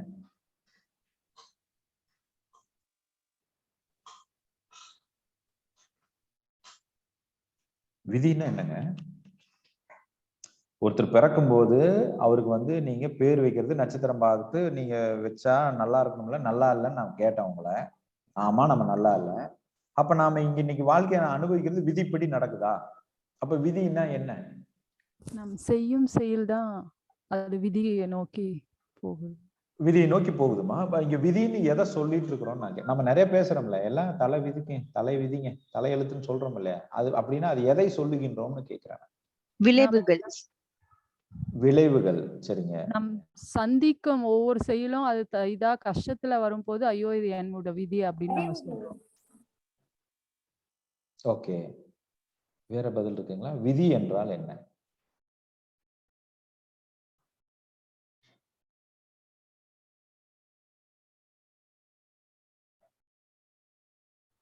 இப்ப புரிஞ்சுக்குங்க. இப்ப நான் வந்து ஒரு மாங்காய் விதைய விதைக்கிறேன். ஒரு மாம்பழம் இருக்கு இல்லைங்களா? மாம்பழ விதைய நான் விதைக்கிறேன். இப்ப அது என்ன என்ன பழம் வளரும் அந்த விதையில? மாம்பழம் தான். மாம்பழம். இப்போ வேப்பம் பழத்தை நான் விதைக்கிறேன், வேப்பம் விதையை நான் விதைக்கிறேன், என்ன வளரும்? வேப்ப மரம். வேப்ப மரம். இப்ப மாமரத்தினுடைய விதையினுடைய விதி என்ன? மாம்பழம். பழம் தரும். வேப்பம் பழத்தினுடைய விதி என்ன? வேப்பம் கொட்டை. அப்போ அதனுடைய இயல்பு, ஒரு பொருளினுடைய இயல்பு, ஒரு பொருளினுடைய தன்மை, அதுதான் விதின்னு சொல்றது. ஆனா நாம இங்க தப்பா புரிஞ்சுட்டு இருக்கோம். நான் பேசுறது உங்களுக்கு புரியுதுங்களா? ஆமே வித் யூ? ஒரு பொருளினுடைய இயல்பு, ஒரு பொருளினுடைய தன்மை தான் விதி. இப்ப நீங்க தமிழ்ல படிக்கிறீங்களா, இது விதி, விதி எண். இப்ப விதின்னா என்ன? உண்மைதான விதின்னு சொல்றோம். நீங்க இந்த சயின்ஸ்ல எல்லாம் படிக்கிறீங்களா, விதின்னு ஒண்ணு எழுதுறோம் இல்லையா? விதின்னா என்ன? அதனுடைய இயல்பு, இதனுடைய தன்மை. அந்த இயல்பினுடைய தன்மையைத்தான் விதி என்று சொல்லுகிறோம். அப்ப விதின்னா என்ன? உங்களுடைய இயல்பு தான் விதி. அப்ப உங்க இயல்பு என்னவாக இருக்கின்றதோ அதுதான் உங்களுக்கு வாழ்க்கையில் நடக்கும். அப்ப என்னுடைய இயல்பில் நான் ஒழுக்கமாக இருந்தால் என் வாழ்க்கை ஒழுக்கமாக இருக்கும். என் இயல்பில் நான் வந்து வைராகியத்தோட என் வாழ்க்கையை வாழ்ந்தேன்னா என் வாழ்க்கை வைராகியத்தோட இருக்கு. இப்ப சொல்லுங்க, விதியை மதியால் வெல்ல முடியுமா? உங்கள் இயல்பை நீங்கள் புரிந்து கொண்டால் நீங்கள் நிச்சயம் விதியை மதியால் வெல்ல முடியும். அப்ப விதிங்கிறது என்ன? உங்களுடைய இயல்பு என்னன்னு தெரிஞ்சுக்கிறது. உங்க இயல்பு என்ன, உண்மை என்னன்னு தெரிஞ்சுக்கிட்டீங்கன்னா அந்த இயல்பு கெட்ட சிந்தனை வருது, எனக்கு கெட்ட எண்ணத்தை ஏற்படுத்துதுன்னு நான் தெரிஞ்சுக்கிட்டா அந்த இயல்புல இருந்து நான் வெளியே வந்துட்டேன்னா அப்ப என் வாழ்க்கையை நான் விதியை மதியால் வெல்றேன்னா மாட்டேனா? ஹலோ, அப்ப கெட்ட சிந்தனை உருவாகும் போதே அந்த இயல்புல எனக்கு தெரிஞ்சிருச்சுன்னா அங்கேயே நான் என்னை சரி பண்ணிட்டேன்னா ஜஸ்ட் சிம்பிள். ஏங்க இது புரிஞ்சுதா புரியலையா? இது ஒரு ரொம்ப ஒரு முக்கியமான புரிஞ்சுதுண்ணா. இத புடிச்சிட்டீங்கன்னா லைஃப்ல உங்களுக்கு எங்கேயுமே பிரச்சனை இல்லை. அப்ப இனிமேல் யாராவது விதின்னு சொல்லிட்டான்னா அது அவருடைய பார்வையில இருக்கலாம், உங்க பார்வையில பாருங்க. நீங்க இயல்புல இருக்கிறீங்களா? இயல்புல இருந்து ஒரு செயலை செய்யறீங்களா? இயல்புல இருந்து ஒரு செயலை பாக்குறீங்களா? இயல்புல இருந்து பேசுறீங்களா? இயல்பாக இருக்கிறீர்களா? அவ்வளவுதான். அப்ப உங்க இயல்புல தவறு இருந்தால் மாத்திக்கொள்ள வேண்டும். உங்க இயல்புல சரியான விஷயங்கள் நடக்குதான்னு பார்க்க வேண்டாம். அங்கதான் விதியை கவனிக்கிறது. தட் இஸ் கால்ட் விதியை மதியால் வெல்வது. அப்ப அந்த மதிங்கிறது என்ன? வேற ஒண்ணும் இல்லை, உங்க சுய ஞானம். இந்த இயல்பு தன்மை எப்படி இருக்குதுங்கிறத தெரிஞ்சு கொண்டு இயல்பை நான் எனக்கு எது சரியோ எது உண்மையோ உண்மையை நோக்கி நான் பயணிக்கக்கூடிய தன்மையே விதியை மதியால் வெல்வது. அப்ப இது வரைக்கும் உங்களுக்கு பிரச்சனை இருக்குது விதின்னு நினைச்சீங்கன்னா இனிமேல் இந்த பயிற்சியில நீங்க எடுக்கக்கூடிய பயிற்சினால உங்க ஞானத்தினால உங்கள் மதியால் உங்களால் வெல்ல முடியும். சிம்பிள். அப்ப அந்த மதிங்கிறது என்ன? கேளுங்கய்யா. விதி அப்படிங்கிறது நம்ம பார்வையில பார்த்து கெட்ட விஷயங்களை மட்டும்தான் விதின்னு வச்சுக்கிறோம். கெட்ட விஷயங்களை வச்சு அதை வச்சுதான் மதியால் வெல்லலாம் அப்படின்னு சொல்றோம். விதியில நல்ல விஷயங்களும் இருக்கிறதுக்கு வாய்ப்பு இருக்கு இல்லைங்கய்யா? நல்ல விஷயங்களும் தகுந்ததுதானே விதி. அதைத்தான் இங்க சொல்லிட்டு இருக்கேன். அதைத்தான் இப்ப நான் பதிவு பண்றேன். உங்க இயல்பு தான் விதி என்று. அப்ப இயல்புல நல்லதாக இருப்பவனும் உண்டு, இயல்புல நல்ல விஷயங்களும் உண்டு, அதுவும் விதிதான் அப்படின்னு சொல்றோம். அப்ப நம்ம பார்வையில நாம புரிஞ்சுக்கிட்டது தலையெழுத்து தலை விதின்னு கெட்ட விஷயங்களை, ஆனா நெகட்டிவ் விஷயங்களை மட்டுமே கேட்டகரைஸ் பண்ணி பழகிட்டான். அது ஒரு மாயை, அது ஒரு மித்து, அது அல்ல. அப்ப விதி என்பது ஒருவன் இயல்பிலே நல்ல எண்ணத்தை கொண்டு இருப்பவன், அவனுக்கு தலையெழுத்து நல்லா இருக்குன்னு சொல்றாங்க. அப்ப இயல்பு நல்லா இருக்கு, எண்ணம் நல்லா இருக்கு, நோக்கம் நல்லா இருக்கு. அதைத்தான் நான் இங்க பதிவு பண்றேன். அப்ப நாம் இங்க சரி பண்ண வேண்டியது என்னுடைய எண்ணம், என்னுடைய நோக்கம், என்னுடைய இயல்பை நான் சரி செய்தால் என்னுடைய ஒட்டுமொத்த பிரச்சனையிலிருந்து நான் மீண்டு வந்து விடலாம். நீங்க எந்த பிரச்சனையும் வேணா இங்க டேபிள் கொண்டு வாங்க, அந்த பிரச்சனையில இருந்து நம்ம எளிமையா வரலாம். எங்க கை வச்சா? இயல்புல கை வைக்கணும். உங்களுடைய விதையின் தன்மையில கை வைக்கணும். அந்த விதையின் தன்மை உருமாறுனதற்கு என்ன காரணம்? அதை நம்ம நாளைக்கு பார்ப்போம். அதுதான் அந்த பிலீஃப் சிஸ்டம். அந்த விதையின் தன்மை உருமாறி இருக்கு இல்லைங்களா? இப்போ பிறக்கும் போது எல்லாரும் நல்லவனா தாங்க பிறக்கிறோம். ஏன் ஒருத்தர் கொலைகாரனா மாறுறான்? ஏன் ஒருத்தர் ரேபிஸ்டா மாறுறான்? ஏன் ஒருத்தர் சில தண்டனைக்கு ஆட்படலாம்? அங்க ஏதோ ஒண்ணு அவன் தன்மை அவன் உணராமல் இருந்திருக்கிறான். அவனுடைய இயல்பு நிலையை அவன் உணராமல் இருந்திருக்கிறான். அதுதான் அந்த விதையின் தன்மை உணராமல் இருப்பது. அப்ப அந்த மாதிரி எனக்குள்ள ஏற்படுகின்ற கலப்படம்னு ஒண்ணு இருக்கு. நம்ம குணநலன்களை ஏற்படுற கலப்படம். அந்த குணநலன்களை ஏற்படுற கலப்படங்களை முழுவதுமாக தவிர்த்து நான் எப்படி என் வாழ்க்கை முறையை வாழ்வது, இதெல்லாம் தான் நம்ம நாளைக்கு பார்ப்போம். This is what we are going to have tomorrow. Right? இப்போ இதுவரைக்கும் நீங்க பார்த்ததுல உங்க அனுபவத்தை பத்தி பேசுங்க. How did you feel? இப்ப நீங்க இன்றைய தினம் நீங்கள் கவனித்ததுல நீங்க என்ன ஃபீல் பண்றீங்க? நீங்க என்ன நினைச்சு வந்தீங்க, இங்க நீங்க என்ன கத்துக்கிட்டீங்க, வாட் யூ காட் டுடே?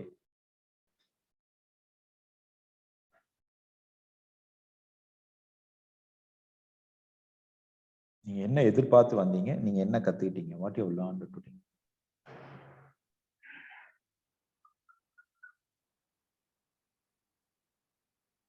தெரியாததை தெரிந்து கொள்ளலாம் வந்தங்கய்யா. சரிங்க. உண்மையிலுமே நமக்கு எது வந்து பிளாக்கா இருக்கு, அதாவது நமக்கு எது தடையா இருக்குது, அந்த தடையை எப்படி நீக்கணும், நம்ம வளர்ச்சிக்கு எது வந்து தடையா இருக்குது, அந்த வளர்ச்சி இன்னும் மேலும் வந்து வளர்ச்சி அதிகப்படுத்துறதுக்கு என்ன தெரிஞ்சுக்கிட்டா, நம்ம எதை கத்துக்கிட்டா நம்ம அதை வந்து அடைய முடியும், சுலபமா அடைய முடியும். கூடிய விரைவில் அதிகமான நாள் கடத்தாம கூடிய விரைவில் அடைய முடியும். அந்த இலக்கு ஒரு சின்ன சின்ன இலக்குகளை, அதிகமான இலக்குகளா இருந்தாலும் அந்த அடைஞ்ச பின்னாடி இன்னும் நாட்கள் இருக்கும்போது, காலங்கள் இருக்கும்போது அடுத்த இலக்கை வந்து நிர்ணயித்து செல்ல முடியும். அந்த இலக்கை சின்ன சின்ன இலக்குகளும் பெரிய இலக்குகளும் அடையறதுக்கு தடையா இருக்கிற விஷயங்களை நம்ம நேர்த்தி பண்ணிட்டா பெரிய இலக்குகளை அடைய முடியும் அப்படிங்கிறது வந்து ஒரு அந்த தடைகளை எப்படி தகர்க்கிறது அப்படிங்கிறத நோக்கி தான் வந்தேன் சார். ஆரம்ப புள்ளியே நல்லா இருக்கு, சிறப்பா செஞ்சுட்டு இருக்கு சார். வாழ்த்துக்கள். நன்றி. நன்றிங்க. நன்றி நன்றி. அடுத்ததுங்க, நீங்க என்ன எதிர்பார்த்து வந்தீங்க, என்ன கத்துக்கிட்டீங்க? S.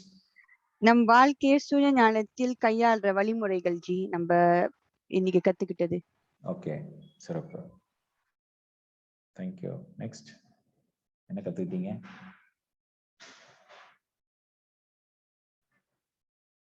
What you learnt today? என்ன உணர்ந்தீர்கள்?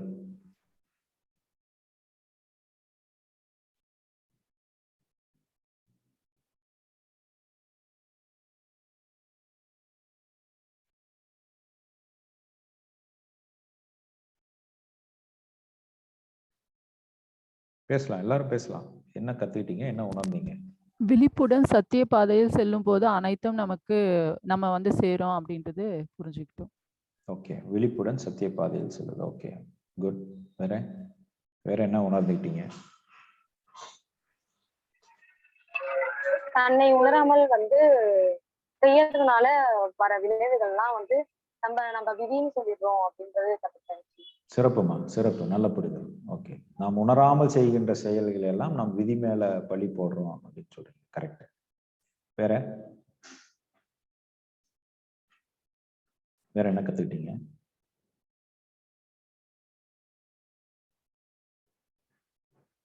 சரி, இப்போ நாளைக்கு பயிற்சிக்கு நீங்க வர்றதுக்கு முன்னாடி இப்ப நான் ஒரு சின்ன பிராக்டிஸ் சொல்லி கொடுக்குறேன். இதை நீங்க செஞ்சுட்டு வரணும். இப்போ நாம என்ன பார்த்துட்டு இருக்கிறோம், எல்லாமே இயல்புல இருந்து நாம கவனிக்க மறந்துட்டோம். நம்ம பதிவுகளை ஒட்டி நம்ம வாழ்க்கையை வாழ்ந்துட்டு இருக்கிறோம். நாம உண்மையான வாழ்க்கையை வாழல. அதாவது உண்மையான வாழ்க்கை வாழலாம் என்ன சொல்றேன்னா, இப்ப இருக்கக்கூடிய நிலைக்கு காரணமே நாம தாங்கிறது இன்னும் நம்ம புரிஞ்சுக்கல அப்படின்லாம் நம்ம நிறைய பேசிட்டோம். இப்ப நான் இதை அறிவா மட்டும் இன்னைக்கு நான் உங்களுக்கு கொடுத்துட்டேன். இப்ப உணர்வாவும் நீங்க இதை பார்க்கணும் இல்லையா? இப்ப நான் இது என்ன உங்களுக்கு கொடுத்தனோ இதை நீங்க உணர்வாவும் பார்க்கணும் இல்லையா?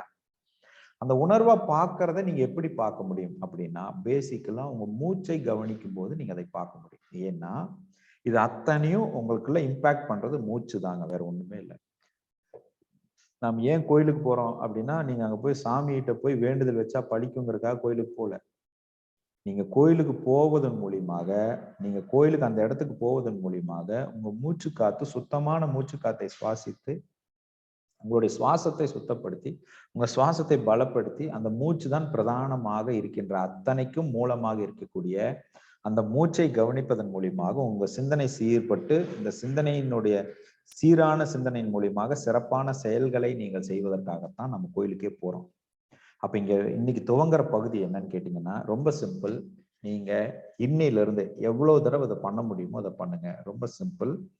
உங்க முதுகு தண்டெலும்பை நேரா வச்சுக்கிட்டு, கண்களை மூடி, தலையை நேரா வச்சுக்கிட்டு, உங்க நம்பர்ஸை வந்து நீங்க ரிவர்ஸ்ல கவுண்ட் பண்ணணும். எப்படி ரிவர்ஸ்ல கவுண்ட் பண்ணணும்னா, இந்த நம்பர்ஸ் வந்து உங்களுக்கு டிஸ்பிளே ஆகணும். இப்போ ஃபார் எக்ஸாம்பிள், முதுகு தண்டெலும்பு நேரா வச்சு, கண்களை மூடி, தலையை நேரா வச்சு, ஆழமான மூச்சை உள்ளே இழுத்து வெளியே விடுங்க. இப்போ பண்ணலாமா?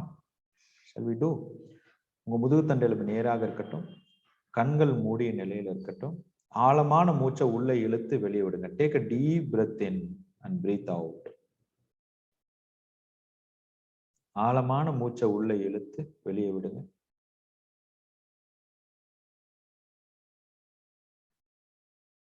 ஆழமான மூச்சை உள்ள இழுத்து வெளியே விடுங்க.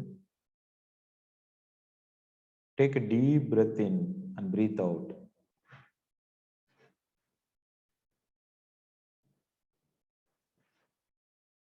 மீண்டும் take a deep breath in, breathe out.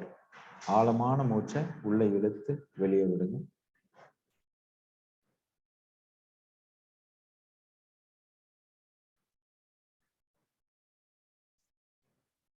இப்போ ஆழமான மூச்சை உள்ள இழுத்து ஒரு செகண்ட் ஹோல்ட் பண்ணி அதை ரிலீஸ் பண்ணுங்க. Just hold it and release it. Take a deep breath in, just hold it and release it.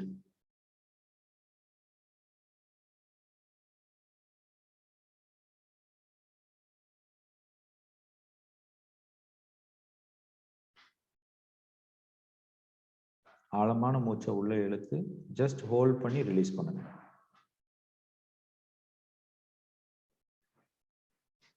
இப்போ நான் நம்பர்ஸ் சொல்றேன். அந்த நம்பர்ஸை நீங்க அப்படியே உங்களுடைய புருவ மத்தியில கவனத்தை வச்சு அந்த இடத்துல நீங்க நம்பர்ஸை டிஸ்பிளே ஆகிற மாதிரி கவனிங்க. 10 10 தெரிகிற மாதிரி கவனிங்க. நம்பர் 10 தெரிகிற மாதிரி விஷுவலைஸ் பண்ணுங்க. இமேஜின் பண்ணுங்க. அந்த 10ங்கிற நம்பர் தெரிகிற மாதிரி விஷுவலைஸ் பண்ணுங்க.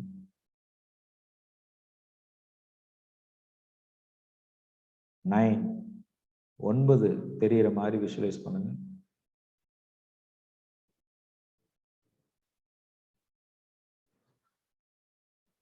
8 தெரிகிற மாதிரி விஷுவலைஸ் பண்ணுங்க.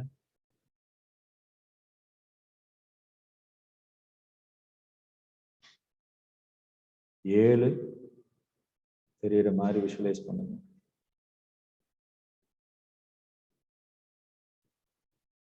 6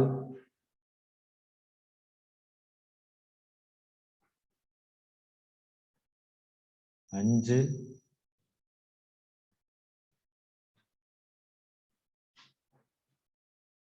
4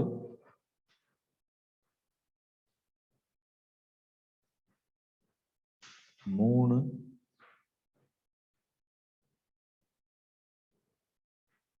2 1 0. இப்ப மீண்டும் 1 2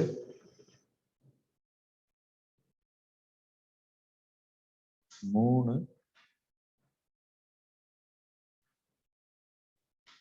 4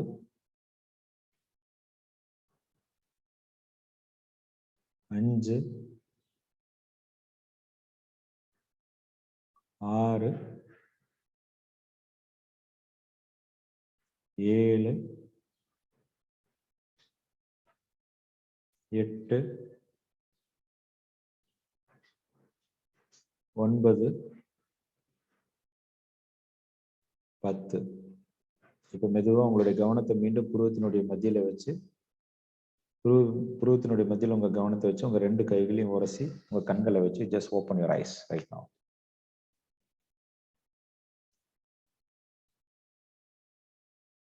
ஓகே, இப்போ நீங்க பண்ணின ப்ராக்டிஸ் என்னன்னு கேட்டீங்கன்னா, இட் இஸ் ஒரு ப்ரிப்பரேஷன் ப்ராக்டிஸ். அதாவது இப்போ உணர்வுபூர்வமா உங்களுக்குள்ள இருக்கக்கூடிய அழுக்குகளை சுத்தப்படுத்துவதற்கு, என் மனதில் இருக்கக்கூடிய அழுக்குகளை முழுவதுமாக சுத்தப்படுத்துவதற்கு இது ஒரு preliminary process. Just preliminary process. இதை நீங்க நாளைக்கு வர்றது வரைக்கும் எவ்வளவு ஃப்ரீக்வெண்டா பண்ண முடியுமோ அதை பண்ணுங்க. நீங்க எங்க இருந்தீங்கனாலும் சரி, ஆஃபீஸ் இருந்தீங்கனாலும் சரி, ஜஸ்ட் லைக் சும்மா ஒரு 10 நிமிஷம் கண்ணை மூடி அப்படியே உங்களுக்கு இப்ப நீங்க 10 வரைக்கும் பண்ண முடியலன்னா, டைம் இல்லை அப்படின்னா 5 4 3 2 1 பண்ணுங்க. 1 2 3 4 5 பண்ணுங்க. 10 வரைக்கும் மீண்டும் பண்ணுங்க. இதை ரிப்பீட்டடா இந்த நம்பர்ஸ் வந்து நீங்க விஷுவலா பார்க்கணும். சில இடங்கள்ல நம்பர்ஸ் தெரியாது, ஆனா ஒரு இமேஜின் மட்டும் தெரியும். நம்பர்ஸ் பிசிக்கலி தெரியாது. நீங்க ஆனா 10ங்கிறது மைண்ட்ல தெரியும், ஏதோ தெரியும். ஆனா அது விஷுவலா தெரியிற வரைக்கும் நீங்க பண்ணணும். இதுதான் நாளைக்கு உங்க மைண்டை, உங்க பிலீஃபை, உள்ள இருக்கக்கூடிய மனதில் இருக்கக்கூடிய அழுக்குகளை முழுமையாக சுத்தப்படுத்துவதற்கான ஒரு ப்ரிலிமினரி ப்ராசஸ். இது எவ்வளவு தடவை பண்ண முடியுமோ அத்தனை தடவை பண்ணிட்டு நாளைக்கு பயிற்சிக்கு வாங்க. டெஃபினட்டா நாளைக்கு கொஞ்சம் நீங்க உங்களுடைய பார்ட்டிசிபேஷன் உங்க உள்ளுக்குள்ள போற தேடல் அளவு கொஞ்சம் நீங்க வந்து பெட்டரா இருக்கணும். அப்ப நீங்க ரூமுக்குள்ள உங்களை யாரும் டிஸ்டர்ப் பண்ணாம இருந்தா நல்லது. நீங்க கிளாஸ் அட்டன் பண்ணிட்டு இருக்கும்போது உங்களை குறுக்கு யாரும் வராம அந்த மாதிரி கொஞ்சம் இருந்தா பெட்டர். அந்த மாதிரியான ஒரு சந்தர்ப்பத்துல நீங்க அப்படி இருந்துக்கங்க. மேக்சிமம் இதை வந்து கொஞ்சம் கேமரா ஆன் பண்ணி அட்டன் பண்றது நல்லது ஃபார் த பீப்புள். கேமராவை நீங்க ஆஃப் பண்ணி வச்சிருக்கிறவங்க கூடுமான அளவுக்கு கேமராவை ஆன் பண்ணி வச்சு அட்டன் பண்ணீங்கன்னா ரொம்ப நல்லது. எஸ், ஸோ இதுதான் இன்றைய நிகழ்வினுடைய ஒரு சாராம்சம். நாளைக்கு நீங்க உங்களுடைய அசைன்மெண்ட்டை நீங்க எழுதிட்டு வந்துருங்க. இந்த அசைன்மெண்ட் வந்து உங்களுடைய குட் மெமரி, பேட் மெமரி. நான் சொல்றது சென்டென்ஸா எழுதாதீங்க. அந்த மெமரிக்கு யாரு காரணங்கிறதையும் எழுதாதீங்க. அதாவது இவங்கனாலதான் இது நடந்தது, அவங்க, அதெல்லாம் எனக்கு தேவையில்லை. எனக்கு இந்த இடத்துல இந்த சம்பவம் இது மறக்க முடியல, இது என்னை ரொம்ப பாதித்திருக்கிறது, இது என்னை ரொம்ப பாதித்திருக்கு அப்படிங்கிற அந்த ஹிண்ட் மட்டும் உங்களுக்கு பார்த்தா புரியணும். அப்படிங்கிற அந்த ஹிண்ட் மட்டும் எடுத்துட்டு வாங்க. நாளைக்கு நீங்க வரும் பொழுது முடிஞ்சா, உங்களால முடிஞ்சதுன்னா ஒரு கருப்பு கலர் ரிப்பன் ஒன்று கையில வச்சுக்கோங்க. நீங்க வந்து உங்களால முடிஞ்சா கருப்பு கலர் ரிப்பன் கையில வச்சுக்கோங்க. இல்லைன்னா நீங்க வந்து எந்த கலர் இருந்தாலும் பரவாயில்ல, ஒரு ரிப்பன் ஒன்று கையில வச்சுக்கிற மாதிரி பார்த்துக்கோங்க. Have a ribbon with you. நாளைக்கு ஒரு ஆக்டிவிட்டி இருக்கு. இந்த ஆக்டிவிட்டிக்கு ரிப்பன் உங்க கையில இருக்கணும், ஒரு சின்ன ரிப்பன். அந்த மாதிரி அப்படி இல்லை, ரிப்பன் உங்ககிட்ட இல்லைன்னா ஏதோ ஒரு சின்ன சைஸ்ல ஒரு அந்த ரிப்பன் அளவுக்கு ஒரு கிளாத், ஒரு சின்னதாக ஒரு கிளாத்தை வந்து ஒரு சன்னமா இருக்கிற கிளாத்தை கூட நீங்க ரெடி பண்ணி வச்சுக்கலாம். ஒரு காடா துணியா இருக்கலாம், அந்த மாதிரி எதுவாக இருக்கலாம். பட் அந்த திக்னஸ் வந்து ரொம்ப கம்மியா இருக்கும். அதுக்காக ரிப்பனா இருந்தா நல்லது. அப்படி இல்லைன்னா ஒரு சணல் கயிறு இருந்தாலும் ஓகே தான், வாட் எவர் இட் மேபி, அந்த மாதிரி நீங்க வச்சுக்கோங்க. பட் நீங்க ரிப்பன் இருந்தா நல்லது. Make use of to prepare it. சரிங்களா? ரைட். இப்போ 5 நாள்ல ஒரே நிமிஷம். இப்போ இந்த 5 நாள்ல ஒரு நாள் வந்து நம்ம டீக்ளட்டரிங் அப்படின்னு ஒரு ப்ராசஸ் பண்ணுவோம். அந்த டீக்ளட்டரிங் பண்ற அன்னைக்கு நீங்க வந்து உங்க வீடுகள் சார்ந்த சில சூழ்நிலைகள்ல வந்து நீங்க சுத்தம் செய்யற மாதிரி இருக்கும்.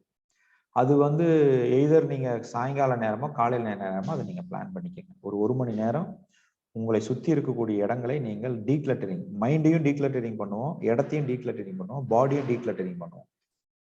அது மட்டும் நீங்க ஒரு நாள் அது பிளான் பண்ணிக்கங்க. எஸ், இப்ப கேளுங்க ஐயா. ஐயா கேளுங்க. வணக்கம் சார். வந்து இப்போ தோல்விக்கு நாம தான் காரணம் அப்படிங்கிறது நம்ம ஏற்றுக்கிறோம்.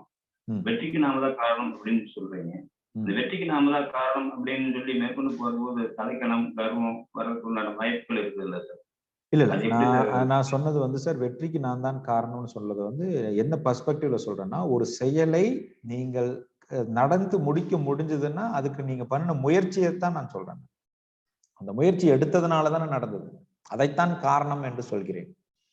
இப்போ இது முழுக்க என்னாலேயே நடந்தது அப்படின்னு நீங்க சொல்லக்கூடாது. அது ஆக்சுவலி அது அப்படி அல்ல. இப்ப நான் உங்களுக்கு ஏதோ ஒரு விஷயத்த சொல்லி கொடுக்குறேன்னா, இது நான் சொல்லிக் கொடுப்பதே அல்ல. இது வந்து முழுக்க பிரபஞ்சத்திலிருந்து ஏதோ ஒரு என் குருமார்களுடைய ஆசீர்வாதத்தினால் இது நடக்கிறது. இதுக்கு சொந்தக்காரன் நான் அல்லங்கிறது ரொம்ப தெளிவா இருக்கும். அந்த மாதிரி எனக்கு நடந்த ஒரு நல்ல விஷயத்துக்கு காரணம் நான் எடுத்த முயற்சி, செயல்தான் காரணம் அப்படின்னு சொல்றேன். அப்ப எனக்கு ஒண்ணு நடக்கலைன்னா நான் செய்யாததுதான் காரணம். நான் நடக்காததுக்கு காரணமும் நான் தான், நடந்ததுக்கு காரணமும் நான் தான். முயற்சி எடுத்ததுனாலதான் நடந்தது, முயற்சி எடுக்காதனாலதான் நடக்கல. அதைத்தான் சொல்றேன் நான். ஆனா நிச்சயம் நீங்க சொல்ற மாதிரி ஒரு எண்ணத்துல இருந்தால் நிச்சயம் தலகணம், அகங்காரம், ஆணவம் அனைத்தும் வரும். அந்த மாதிரி ஒரு எண்ணத்துல இருந்தால். நன்றி. எஸ், வேற கேள்வி இருக்குங்களா? Do you have any questions or shall we close the room? இதோட ரெக்கார்டிங் குரூப்ல ஷேர் பண்ணப்படுங்க. நீங்க வேணுங்கும் போது மீண்டும் ஒரு தடவை அதை பாருங்க. இது ஒரு தடவை கேட்டா புரிஞ்ச மாதிரி இருக்கும். நான் என்ன சொல்றேன்னா, திருப்பி இந்த சப்ஜெக்டே எப்படின்னு கேட்டீங்கன்னா, நான் பேசும்போது புரியுற மாதிரியே இருக்கும், நல்லா இருக்கும், கேட்கும்போது நல்லா இருக்கும். ஆனா இதை க்ளோஸ் பண்ணிட்டு இப்படி திரும்பினீங்கன்னா நான் என்ன பேசுனேன்னு உங்களுக்கு தெரியாது, ஞாபகம் இருக்காது, மறந்துடும். இது யதார்த்தமே அதான், இது யதார்த்த சூழ்நிலை. ஏன்னா நாம இயல்பு வாழ்க்கையில இருக்கோங்க, நாம ரொம்ப இயல்பான யதார்த்த வாழ்க்கையில இருக்கிறோம். இங்க பேசி இந்த 1 hour அப்படியே ரொம்ப சார்ஜ் ஆன மாதிரி இருக்கும், ஃபுல்லா 100% பேட்டரி சார்ஜ் ஆன மாதிரி இருக்கும். இதை க்ளோஸ் பண்ணி வலது பக்கம் திரும்பினீங்கன்னா என்னங்க நீங்க இதுக்கு உங்களுக்கு வேற பொழப்பே இல்லை, இப்படியே மொபைல் வச்சுட்டு உட்காந்துக்கிட்டே இருக்கிறீங்க, உங்களுக்கு வேற வேலையே இல்லை, நீ காலையில இருந்து இதையே இந்த சனினே வச்சுட்டு இருக்கிறேன்னு ஏதாவது ஒண்ணு பேசுவாங்க. அப்ப நம்ம கூட்டப்பாகும். நான் வந்து குடும்பத்தை வளர்த்துறதுக்கு எவ்வளவு முயற்சி எடுக்கிறேன், நான் கத்துக்கிற பாடம் என்னன்னு எனக்கு தான் தெரியும், உனக்கு என்ன தெரிய போகுது, நான் என்ன பண்ணாலும் நம்ம நல்லா இருக்கணுங்கிறக்காக தானே அந்த கிளாஸ் எல்லாம் அட்டன் பண்றேன், நான் நல்லா சம்பாதிக்கணுங்கிறத இதெல்லாம் நீ வந்து எப்ப புரிஞ்சுக்க போற, இப்படி பேசுறதுனால பிரயோஜனமும் இல்லை, ப்ரூவ் பண்றதுனால பிரயோஜனமும் இல்லை. நான் சொல்றது நிதானம். அப்ப நீங்க என்ன பண்ணணும், டைம் இருக்கும் போதுல இந்த ரெக்கார்டிங்கை போட்டு கேளுங்க, இந்த டைம் இருக்கும்போது பாருங்க, கூடுமான அளவுக்கு கொஞ்சம் அமைதியா இருங்க. இனிமேல் இந்த 5 நாள் எடுத்து என்ன பண்ண போறீங்கன்னா, யார் என்ன பேசினாலும் ஜாலியா இருக்க போறீங்க. மனைவி திட்டுனாலும் சரி, கணவன் திட்டுனாலும் சரி, ஜாலியா இருங்க. கிச்சன்ல இருந்து ஏதாவது பறந்தா கூட ஜாலியா அவனை பிடிச்சிட்டு, ஒரு கரண்டி மட்டும் தான் வீசிருக்கிற, வேற ஏதாவது இருந்தா அதையும் வீசுமா, இன்னும் கொஞ்சம் பிடிக்க ட்ரை பண்றேன். இந்த மாதிரி ஒரு வீட்டுக்குள்ள ஒரு காமெடியை பண்ணுங்க. வீட்டுக்குள்ள ஒரு யதார்த்தமான சில விஷயங்களை நடைமுறைப்படுத்துங்க. இன்னும் ரொம்ப சீரியஸாவே இருந்தீங்கன்னா அது கொஞ்சம் கஷ்டம். இந்த பயிற்சியில அதெல்லாமே உண்டு. அதெல்லாமே ஒரு ஒரு நாளையில இருந்து பார்ப்பீங்க. இன்னைக்கு வந்து வெறும் அறிமுகம் தான். இந்த பயிற்சி எப்படி இருக்குது என்ன ஏதுங்கிற அறிமுகம் தான். நாளையில இருந்து ஆக்சுவல் கேமே ஸ்டார்ட் ஆக போகுது. நாளையில இருந்தா நீங்க நம்மளோட ஒரிஜினல் முகத்தையே பார்க்க போறீங்க. எப்படியெல்லாம் உங்களை ட்ரெயின் பண்ண போறேன்னு மட்டும் பாருங்க. How I am going to train you. கூடுமான அளவுக்கு அது மிலிட்ரி ட்ரைனிங் மாதிரி இருந்தாலும் ஆச்சரியப்படுறதுக்கு இல்லை. திடீர்னு கதவை சாத்திட்டு போய் பொண்டாட்டிட்டு காலில் வந்து மன்னிப்பு கேட்டுருங்கன்னு கூட சொல்லலாம், தெரியாது. தயாரா இருந்துக்கங்க. ரைட்? எஸ், தேங்க்யூங்க. Thank you all. வேற ஏதாவது கேள்வி இருக்குங்களா? Do you have any questions? நீங்க மைக்கெல்லாம் வச்சு பேசிருக்கீங்க, ஏதாவது கொஞ்சம் பேசுங்க. நகைச்சுவை தான், just to fun, right? So clear, very clear. ஓகேங்க, அசைன்மெண்ட்டை கம்ப்ளீட் பண்ணிருங்க. Make it clear, be ensure. நாளை காலை சந்திப்போம். நன்றிங்க, வாழ்க வளமுடன். நன்றி சார். நன்றி. தேங்க்ஸ் ஜி. தேங்க்யூங்க, தேங்க்யூ.